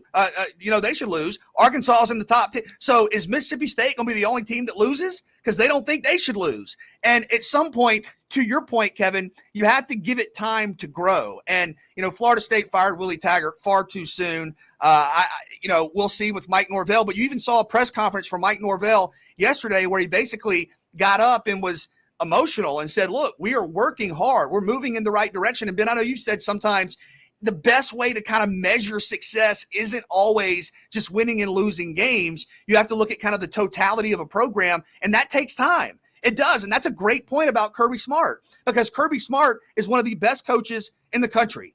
Had Georgia on the verge of a national championship. In his first season, they lost to Vanderbilt, and they almost lost to Nicholls State. It's at some point in there. And, Georgia in recent years has had close games with Georgia Southern in overtime. You have to give these coaches time. And I think that's a great question. I think when you're an athletic director, if you ask yourself, what are my expectations for my coach? I think there has to be kind of an element of, for programs like Florida State, programs like Miami, of reality that it might take a couple of years. It probably will take a couple of years. And Kevin, you go back to talking about chasing your own tail.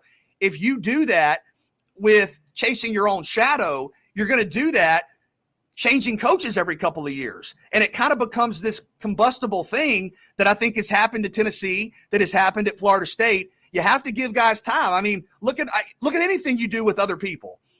Your first couple of months on the job, are you as good, are you as in rhythm, in tune with your coworkers as you are a couple of years later? All of this takes time. I think that's a very fair point, Ben. I mean, I know we got to get out of here in 1 second. I know we had, in the break, we had a question, right? And I get sick of this. I get sick of this. We can bring it up when we come back. Yeah. I'm gonna jump right into it, and no disrespect to the GOAT, but I got to come at you. All right, we'll come back. Well, we did get a question for Ben off air. We'll get to that when we return here on 3 and Out on this Tuesday afternoon.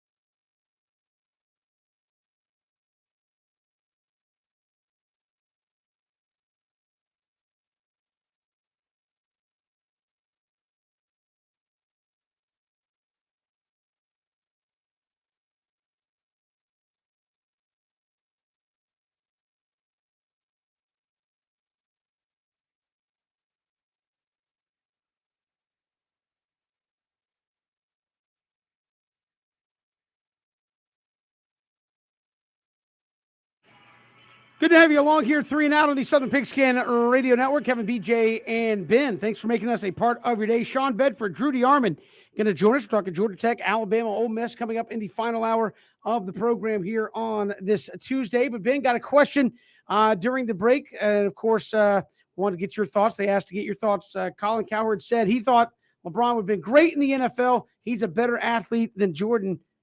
But he wants to know, how does he know he would like getting hit in the National Football League, and can he catch? I mean, he probably can catch. I mean, I saw they put up his high school highlights. He was a big time, talent coming out of the state of Ohio. But I'm tired of this disrespect for my position. First, Tim Tebow can do it. not so much. Tim Tebow is a pretty good athlete, keep himself in shape. And BJ, I know you think, 6'8", 250 pounds. 6'8", 250 pounds in the NBA, you are a monster. 6'8", 250 pounds in the NFL, you're just another player. I know. We've seen basketball players play in the NFL. Seen Tony Gonzalez, right? Seen Jimmy Graham. Seen Antonio Gates. But these guys came right out of college and into the NFL. I'm sorry. I love LeBron, and he would be a solid tight end. He would not dominate. I'm sorry, man. They're going to get used to him. And the one thing about it is, can he deal with getting hit over and over and over and over and over again? I see him having, a pretty decent, career as far as like tight ends go, because it's a passing league and guys can go out there and put up big numbers. But dominating, no. There's a reason why only 2 and 3 guys dominate at their given position every single year. There's a reason why you only have all pros, with certain guys each year. It's not going to be that year in and year out. So I love you, LeBron. You are the GOAT. Do not take this the wrong way, but hell no, you're not going to be a dominant tight end in the NFL. 6'8", 250 pounds. I think Jimmy Graham is 6'6", 6'7", 265. So Jimmy Graham is 1 inch less taller, 1 inch shorter than LeBron and 15 pounds heavier. All I'm saying is, BJ, do I think LeBron could play? Yes. Do I think he would dominate? No.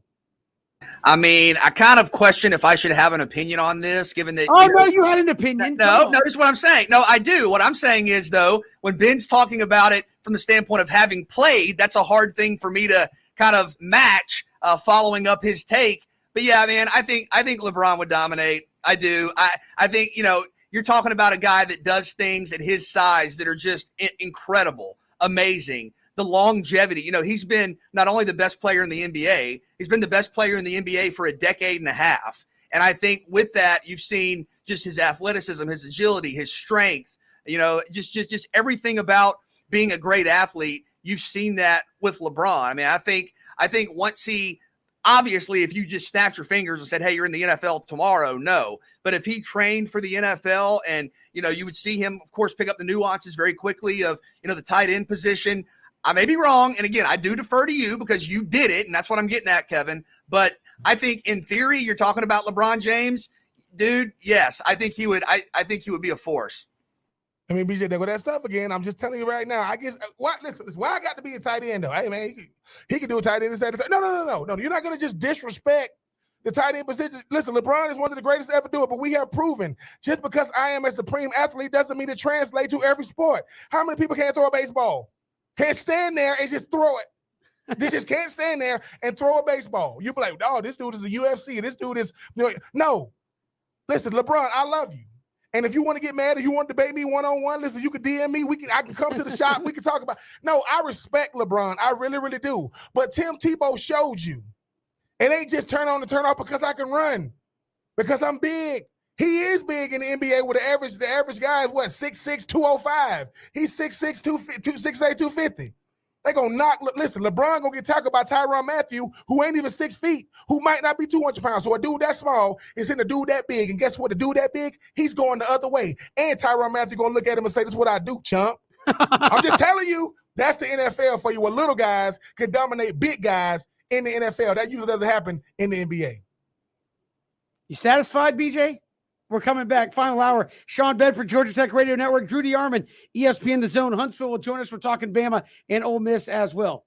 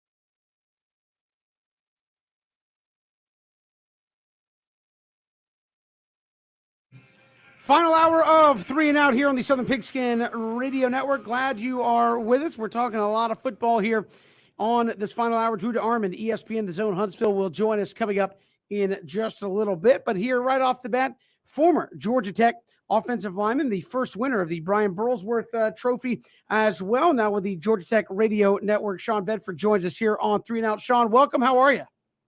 I'm doing well. How are y'all doing? Doing fantastic. 2021, I guess, has been quite the ride for you guys to follow Georgia Tech. I mean, the opening loss to Northern Illinois had people saying, you know what, this could be a disaster of a season. Then you come back. Obviously, you beat Kennesaw State. It is what it is. Then Georgia Tech plays Clemson close, and everybody says, maybe this team might be turning a corner. And then you beat North Carolina, who was projected preseason to go to the ACC championship game from the Coastal really badly. Where's this team headed? Are we starting to see this thing finally turn a corner here for Jeff Collins? I think so. I think this is a team that is starting to show what it's capable of, and that's really what stood out to me in that North Carolina game was just across the board, the entire team kind of stepped up its game a little bit and really revealed what we all suspected it could do, but just hadn't seen up to this date. And what's really interesting to me when you talk about kind of the roller coaster of emotions this season has been, going back to that first game now, I think it's easy to say there's, a team like Georgia Tech should not be in a close game with a team like Northern Illinois out of the MAC late in the game, and to lose that game is inexcusable. But go back to that game and just kind of look at the handful of things that broke one way or the other.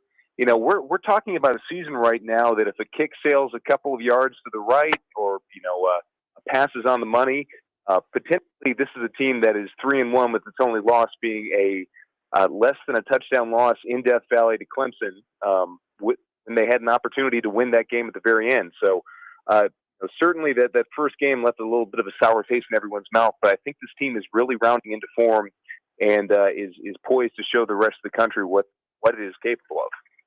Sean, in the game against North Carolina, Georgia Tech had 8 sacks and 13 tackles for loss. You played along the offensive line. I mean, what does that do for a team when a defensive front is dominating the way Georgia Tech did Saturday night? Well, I think for the opposing, and I'll answer this from the offensive lineman perspective first. From when you're playing offensive line and you're going up against a pass rush like that, it's demoralizing. You really start looking around and trying to find some answers. But defensively, I think it really feeds this team. And this is a team that coming into the season, we knew had a lot of talent and depth in the secondary, where all the unproven commodities were in the linebacking core and in the front. I would usually say the front four, but the front three, given that Tech has played mostly a 3-down man front the last couple of games. And they've really stepped up in a big way. Even against Clemson, this defensive line rose to the challenge and made life a lot easier, not only for the secondary, but for the linebackers, freeing them up to run around and make plays. And Charlie Thomas was one of the ACC co-linebackers of the week this week, in large part because of the play of that defensive line. Sean, when you think about what's going on right now at Georgia Tech, I mean, people, I understand impatience is something that's going to go on when you talk about Georgia Tech faithful. But when you look at the last 2 games and what it does for a team like Georgia Tech, is still always trying to find its way. How much momentum can they build on potentially the 2 teams that everybody picked preseason to be in the ACC championship game, and they potentially should have beaten both of them? Well, that's a great question. I think that's going to be determined on Saturday. And, I think this was Saturday. Performance against North Carolina was really the performance I was looking for coming out of that Clemson game. And I think it even exceeded those expectations because for me, the question coming out of Clemson was this just a matter of this team got fired up for one game and put all of their energy into that and was going to have a hangover game the following week? And the answer to that was a clear and resounding no. This was a team that has, I keep saying they're playing up to their capabilities, but I think that's really what we're talking about here. They played up to the level of ability against Clemson. They took that and built upon it against North Carolina. But now to me, the question is, can they handle success? Can they sustain this kind of energy and momentum and the fire, especially on defense that we've seen from them in the last 2 weeks? In a game against a Pitt team that put up a ton of points last week, can they keep that energy going? And if they can, I think Tech is a force to be reckoned with in the Coastal.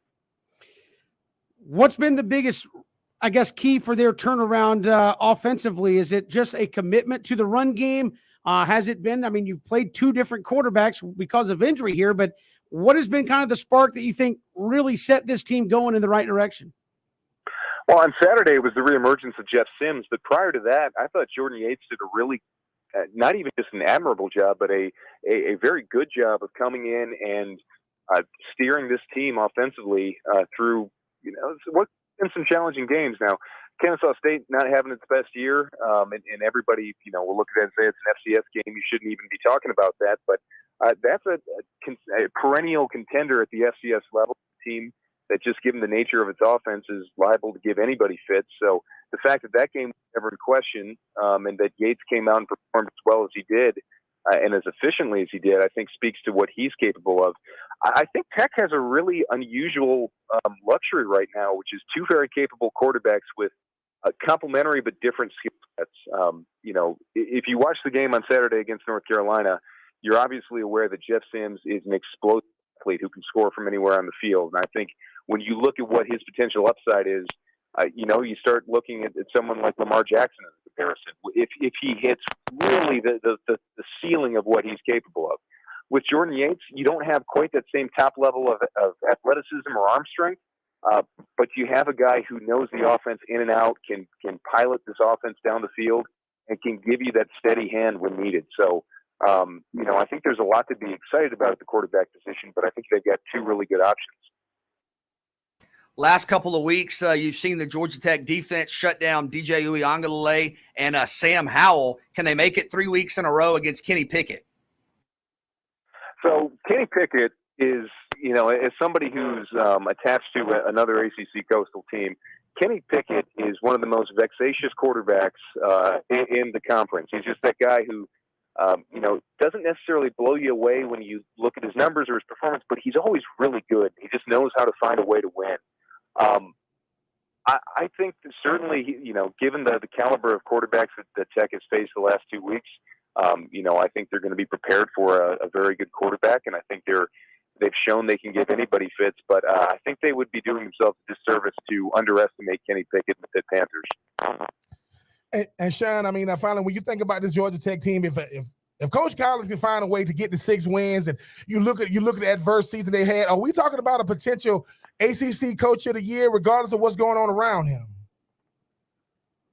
Oh, I think I'd love to see that, and I think if he's able to put them all together and really mount a run and get this team into a bowl, I think that certainly he should definitely be in the discussion. I think there's a lot of question marks out there as to what the ACC in particular is going to be this year.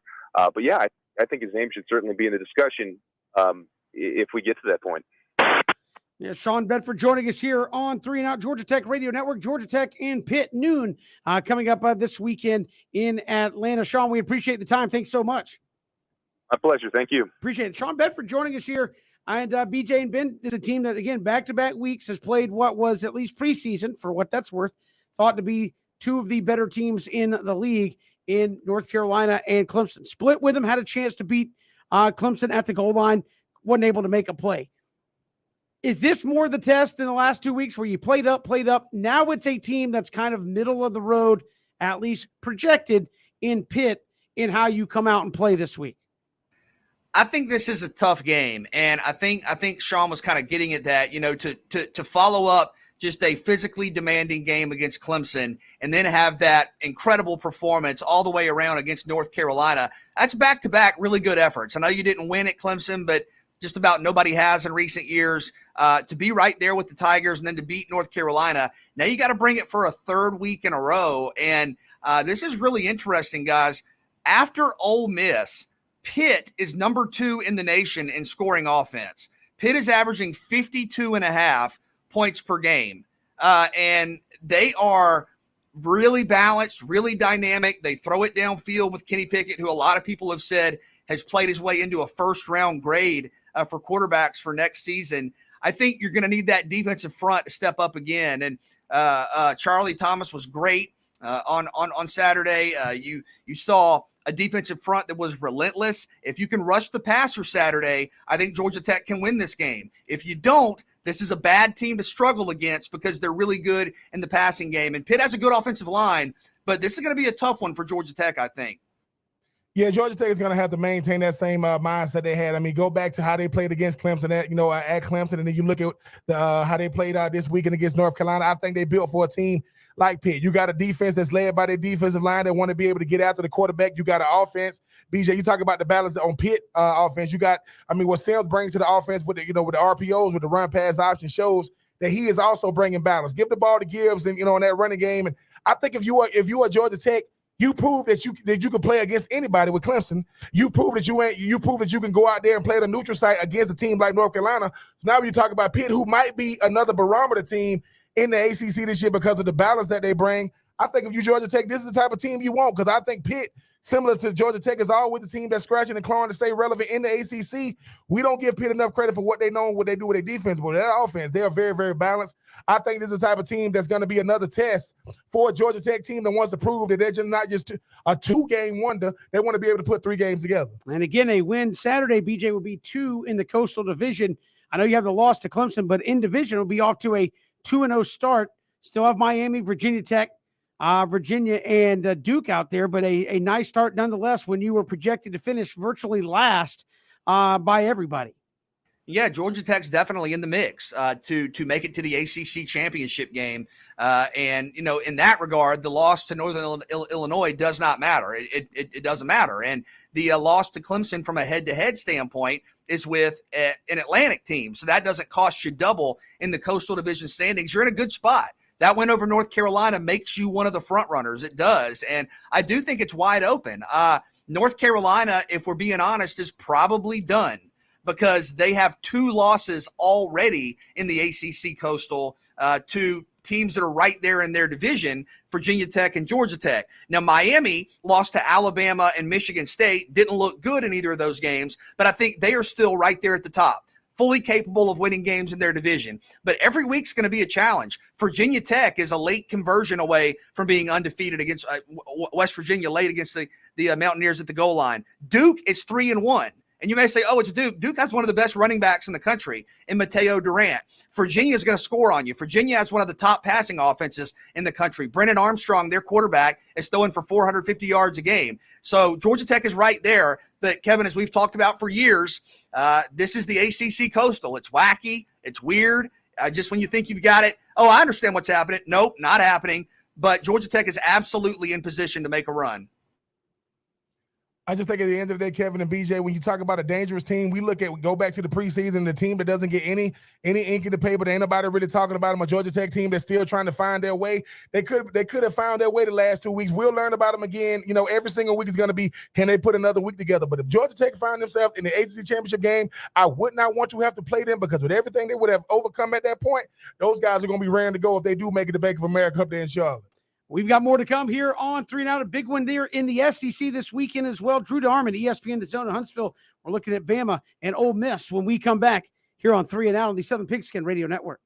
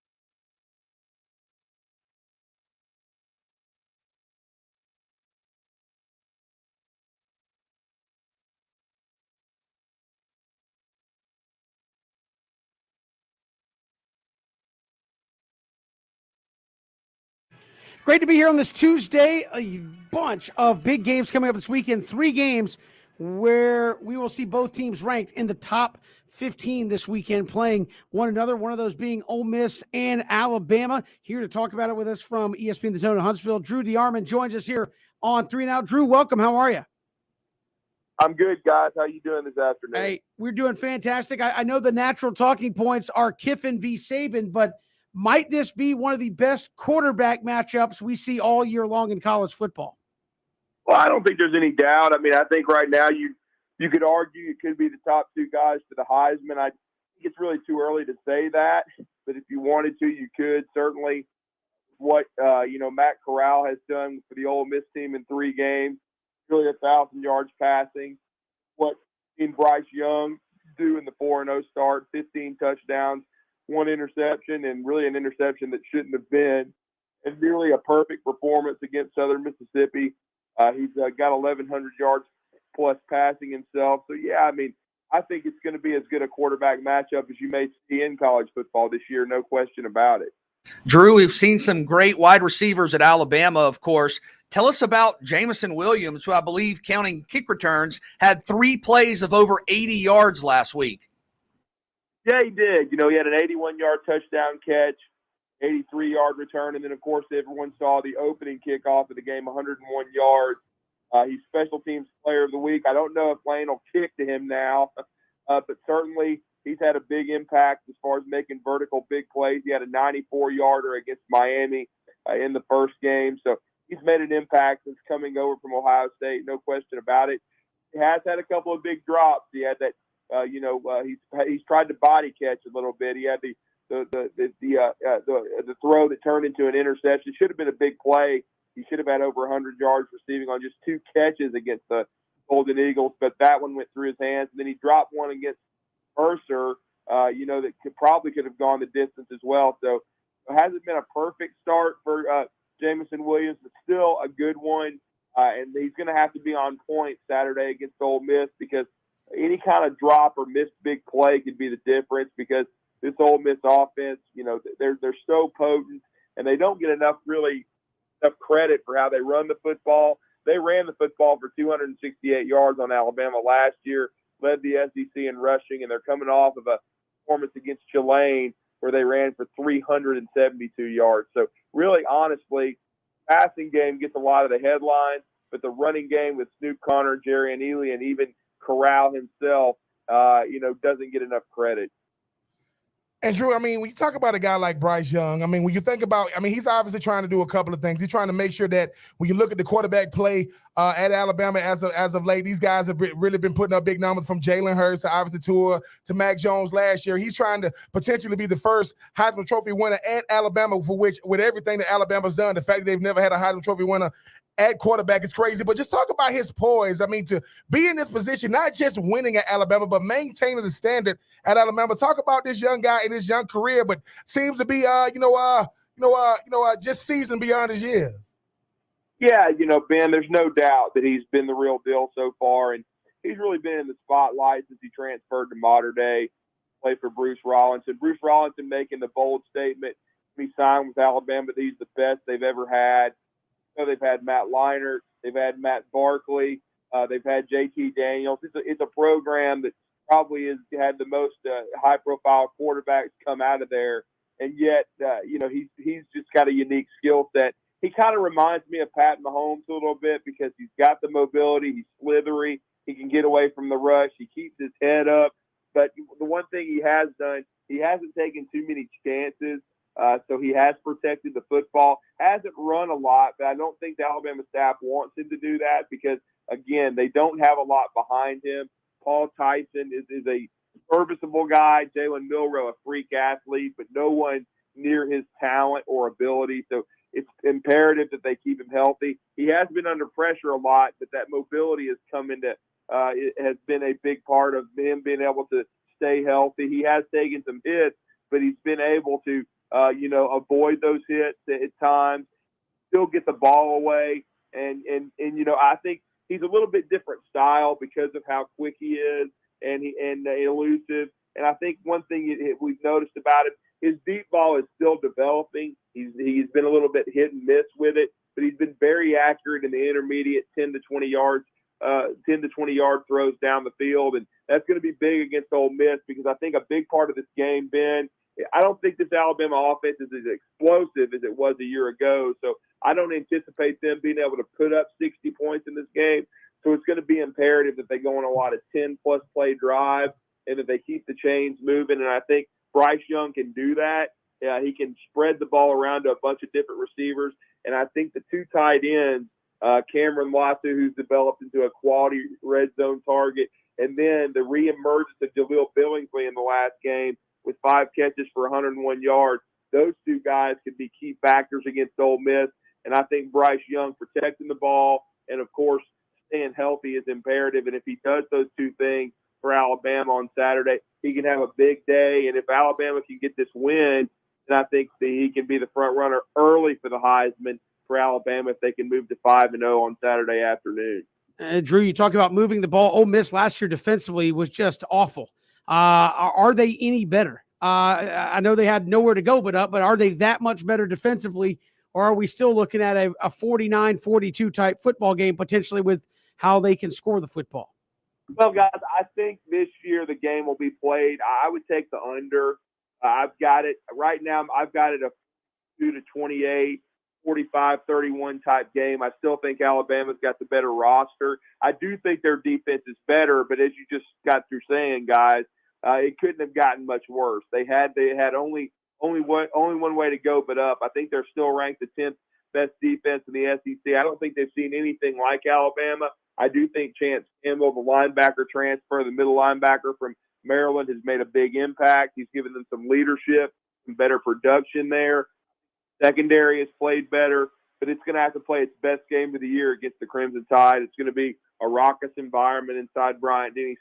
Certainly, probably the loudest Matt Corral has played in, but certainly he's capable. But I think what Alabama's got to do, it's got to be an old school type game. I think Alabama has got to keep the football. I think they've got to win the time of possession battle. I think they've got to run the football for over 200 yards, and I think they've got to win the turnover battle. If they can do those three things, I think they can move to 5-0. But certainly, this is going to be a big test for Ole Miss's defense. And I do think while it's better, I still think Alabama in the battle in the trenches. They lost it against Florida, which was a little concerning. But I don't think when you look at offensive and defensive lines, that Ole Miss has got the material that Florida does. So if Alabama can protect the football, not be sloppy, and go on long, sustained drives and keep the ball away from Matt Corral and this Ole Miss offense, I think that they can win the game, and I think they can win it decently comfortably. I see the numbers at about 14.5. I think that's about right, even though I might have had it as low as 10.5 because I respect this Ole Miss offense. But I just think when it comes down to it, you still win the game up front. And I think Alabama's defense, though they had problems against Florida, I think they can still play well enough against Ole Miss to win this game and win it impressively. I just think Alabama's better in the trenches on both sides of the ball. Drew, wanted to ask you about the division, and we'll learn about Ole Miss this weekend, of course, directly against Alabama. But Arkansas, now in the top 10, of course, they'll play Georgia on Saturday. How do you see sort of the order in the SEC West, and where does Arkansas fit in? Well, they've been the biggest surprise in the league. I had them seventh like everyone else, even though I thought they could still go to a bowl and be improved. But Sam Pittman is easily the early Coach of the Year candidate in the SEC as far as the favorite. He's done an amazing job sweeping Texas and Texas A&M. Wasn't surprised they beat the Longhorns. And then by the time the game came around with the injury to Haynes King, I picked them to beat A&M. But they were even more impressive than you could have even hoped for. With over 400 yards offense, they have a veteran defense as well that's got some ball hogs like Jalen Catalon back there at safety. I do think they have a puncher's chance against Georgia, but I just think Georgia's too good defensively, and I think they'll slow down that Hog running game. Nobody's been able to run on them. Plus, the game being in Athens, I think, really helps Georgia. Georgia's getting healthier as well. Darnell Washington should be back. The wide receiver core is getting a little bit healthier, though they still won't have George Pickens. certainly, or probably Blaylock as well. But I do think Jermaine Burton's playing well. They're getting some production out of McConkey, who's been a quality guy that's gone from a walk-on to a scholarship player playing in the slot for them. And Bowers has been tremendous as a freshman at tight end, and now they'll have him and Darnell Washington together. So JT Daniels is getting healthy as well. I just think Georgia will be too tough at home, but I do think it'll be a 4-quarter game. The only thing that concerns me is, of course, KJ Jefferson being a little banged up and Treylon Burks. Burks is probably the most explosive wide receiver in the league, but he got hurt in the last game. I think he'll play. I just don't know how effective he'll be against that Georgia secondary. I think Georgia will win it probably by 10-14, but still, I think Arkansas right now, when you look at them in the SEC West, and I think the Mississippi State is probably the worst team in the West right now, but I would say Arkansas is bidding to be in that top 3, and that's a tremendous accomplishment. They've already beaten Texas A&M. I think they could beat LSU as well, beat Auburn. So that Alabama-Arkansas game later in November, even if the Hogs lose this one to Georgia, and they're going through a brutal part of their schedule, the Hogs could be a factor late in the season. I think Sam Pittman and his football team are as well coached as any in the league and have 2 excellent coordinators in Kendall Briles and Barry Odom. And Drew, even sticking with that with the SEC West, just taking everything away from Alabama, because not only is Alabama the best team in the country, obviously the best team in the SEC West. How much does a team like Arkansas or Ole Miss, benefit from the fact that you understand that their coaches, in my opinion, aren't paid to do the same things as the coaches at LSU, Auburn, and Alabama? Do you think because the standard is different at these schools, they could potentially be better teams? Because what Arkansas is doing right now is supersede expectations. But how much do they benefit from understanding that we got to be able to compete with Alabama in order to have success just throughout this league? Well, they know. I think they've been able to fly under the radar at Arkansas because of just a little over a year ago, Ben. It's unbelievable. They had a 20-game SEC losing streak, which is hard to fathom with the support and the resources that Arkansas had. But I think they're maximizing what they've got. I think they made outstanding coordinator hires, and sometimes you just have the right fitted head coach. I think they did that with Sam Pittman. Certainly, Arkansas I got a really good football team. I think Ole Miss, really good hire in Lane Kiffin. He was a guy that had a lot of success at FAU. Ole Miss needed an offensive guy. Hugh Freeze was really successful there, but then ran aground because of the NCAA violation. Lane Kiffin, is getting another chance after the tough situation at USC. But let's not forget, I think he had a 28-15 record, so he did know how to win. He helped revive Alabama's offense. So I think when you look at Ole Miss and Arkansas, you have to hire the right guys. If you get the right fit, it proves that you can win. If Ole Miss beats Alabama, it would send shockwaves through college football, and certainly them on the way to being, just like Arkansas, a top 3 team in the SEC West. Nobody had Ole Miss or Arkansas. Very few had them as upper echelon teams in the West. I still think the SEC West is the toughest division in all of college football, and the rise of Ole Miss, 12th in the ranking, Arkansas being number 8, just shows you how tough this division is. And, LSU looks to be a little down right now. That LSU-Auburn game is going to be fascinating because I think whoever loses that game is probably headed for a lower division finish.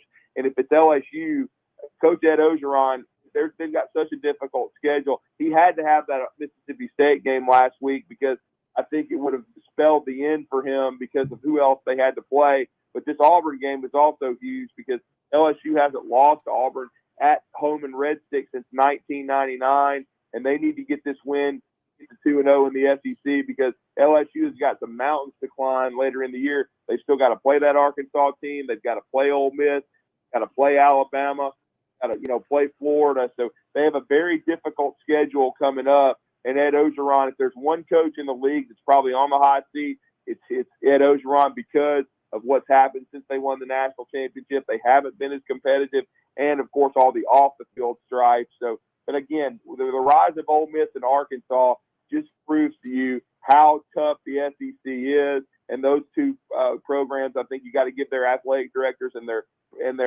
boosters and just their organizations a lot of credit. Their program hiring the right guys out of their way and making quick turnarounds from just a few seasons ago, just a couple years ago when Ole Miss and Arkansas were struggling so badly. Drew DeArmond, ESPN The Zone in Huntsville, our guest here on 3 and Out. Drew, appreciate the time. Thanks so much. Thank you, guys. Always enjoyed being on, man. You guys do a great job. Appreciate you having me. Hey, we appreciate it. And you got Alabama and Ole Miss coming up this weekend. And so far, we talked about the same old at the top. Ohio State has lost. Clemson has already lost twice. We're in the first month of the season. Alabama's even had a close one there with Florida. About the only team that hadn't shown a vulnerability yet is Georgia. And they've got Arkansas on a top 10 matchup coming up this weekend. We've got more to come here, 3 and Out on this Tuesday afternoon. Hit us up on Twitter at Pigskin Radio. We're streaming live as well, ESPNCoastal.com.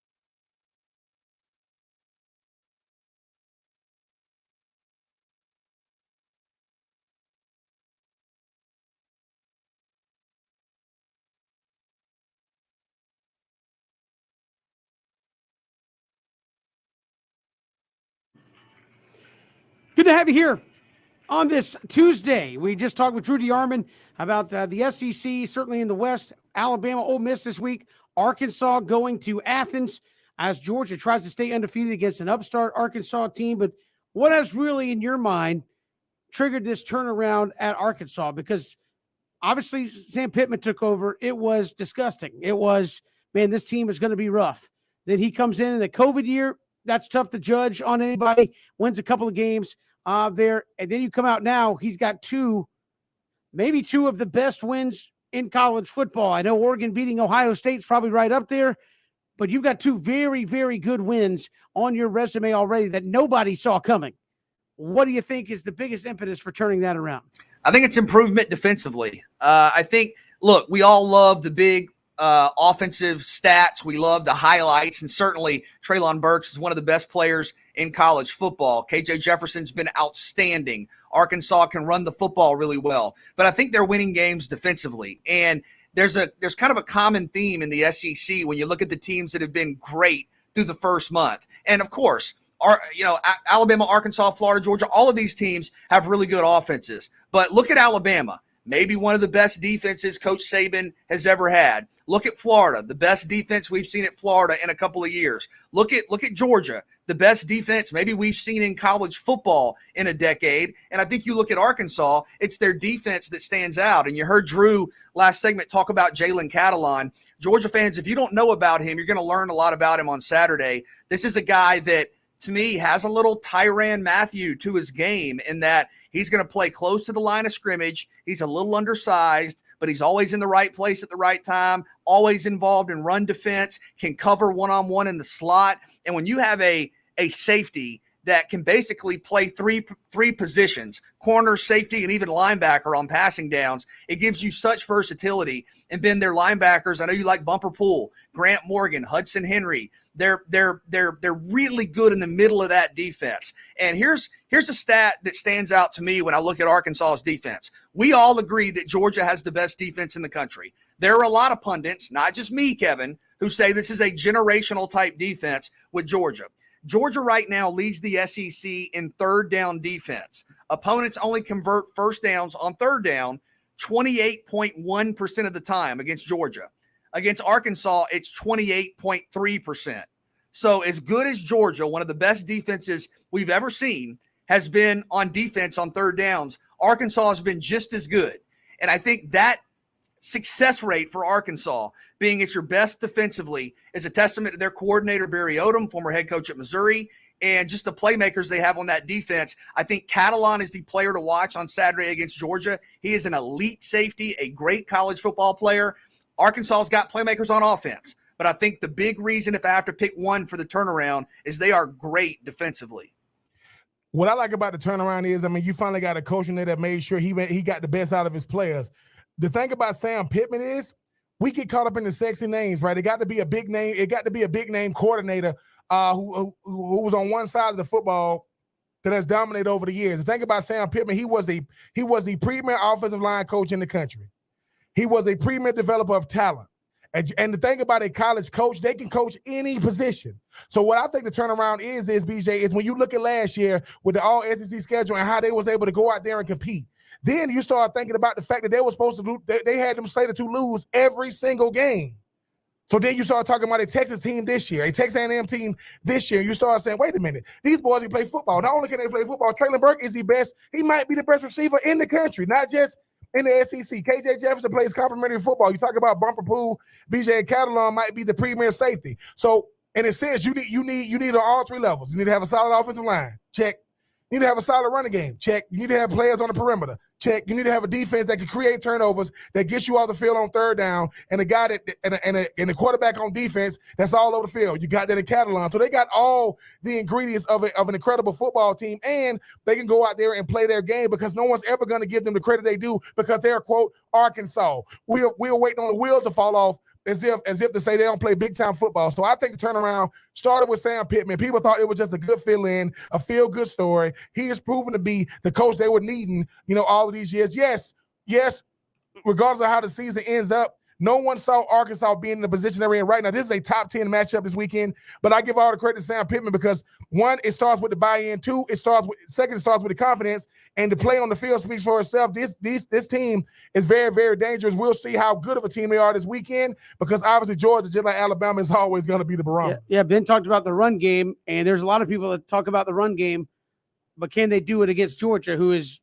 allowing just nothing on the ground? I mean, Vanderbilt had 77 total yards of offense last week, and I know they're the worst team in the SEC by a long shot, but that's domination. Clemson held them down running the football. UAB didn't do much running the football. I mean, this has been a great, as you said, start for Georgia defensively.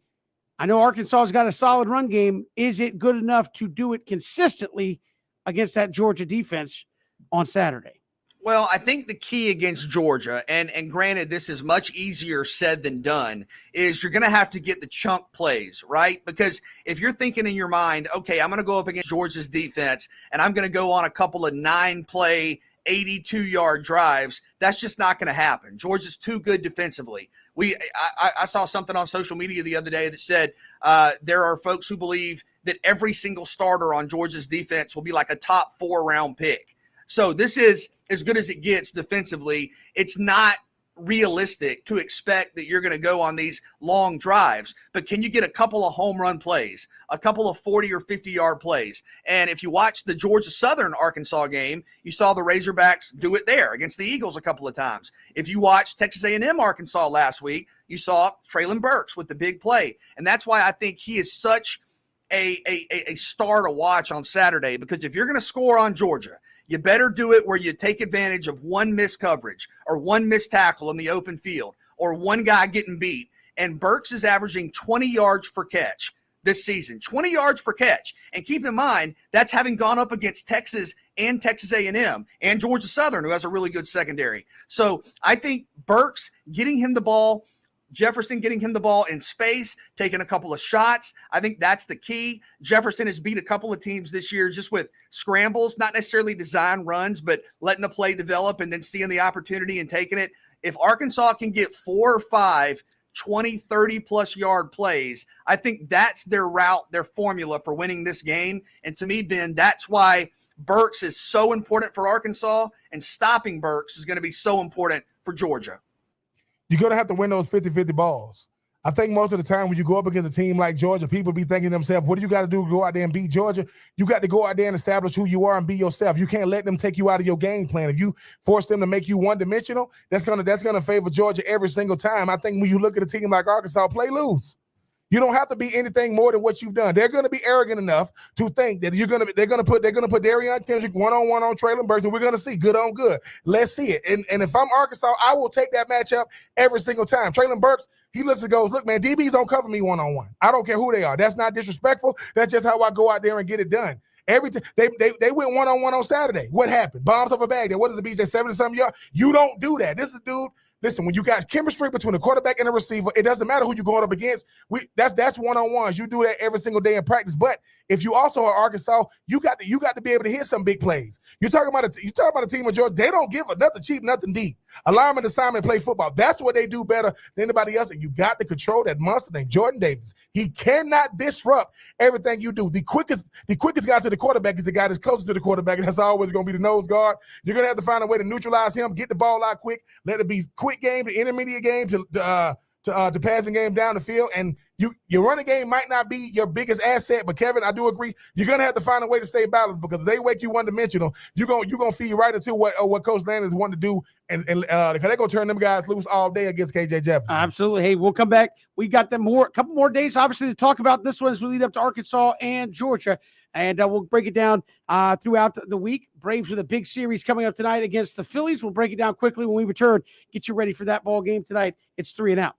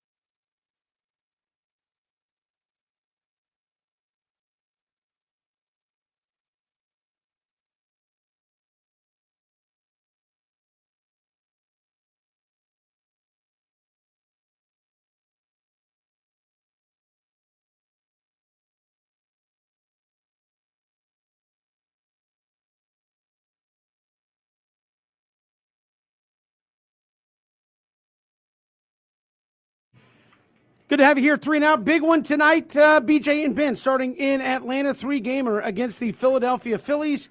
Braves 2.5 games up over the Phillies. Charlie Morton tonight. Zach Wheeler, about as big as it gets. A win. You're 3.5 up. BJ and Ben with 5 games to play. Biggest game of the season so far tonight. Love that Charlie Morton's on the mound. Go out and get it. I think if you win game 1 in this series, I think that closes the door pretty much. I know you would still have a mathematical chance for Philadelphia, but set the tone, win the series by winning the first game.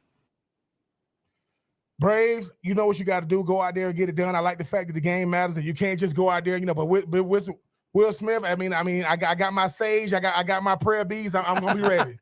Yeah, we'll be closing our eyes and hoping and praying. But yeah, again, BJ, as you said, it would take the ultimate collapse, like losing the last 5 games in a row at that point. If you can just win game 1 tonight against the Philadelphia Phillies, we'll have it for you coming up in 7 minutes right here. So don't go anywhere. Braves and Phillies right around the corner.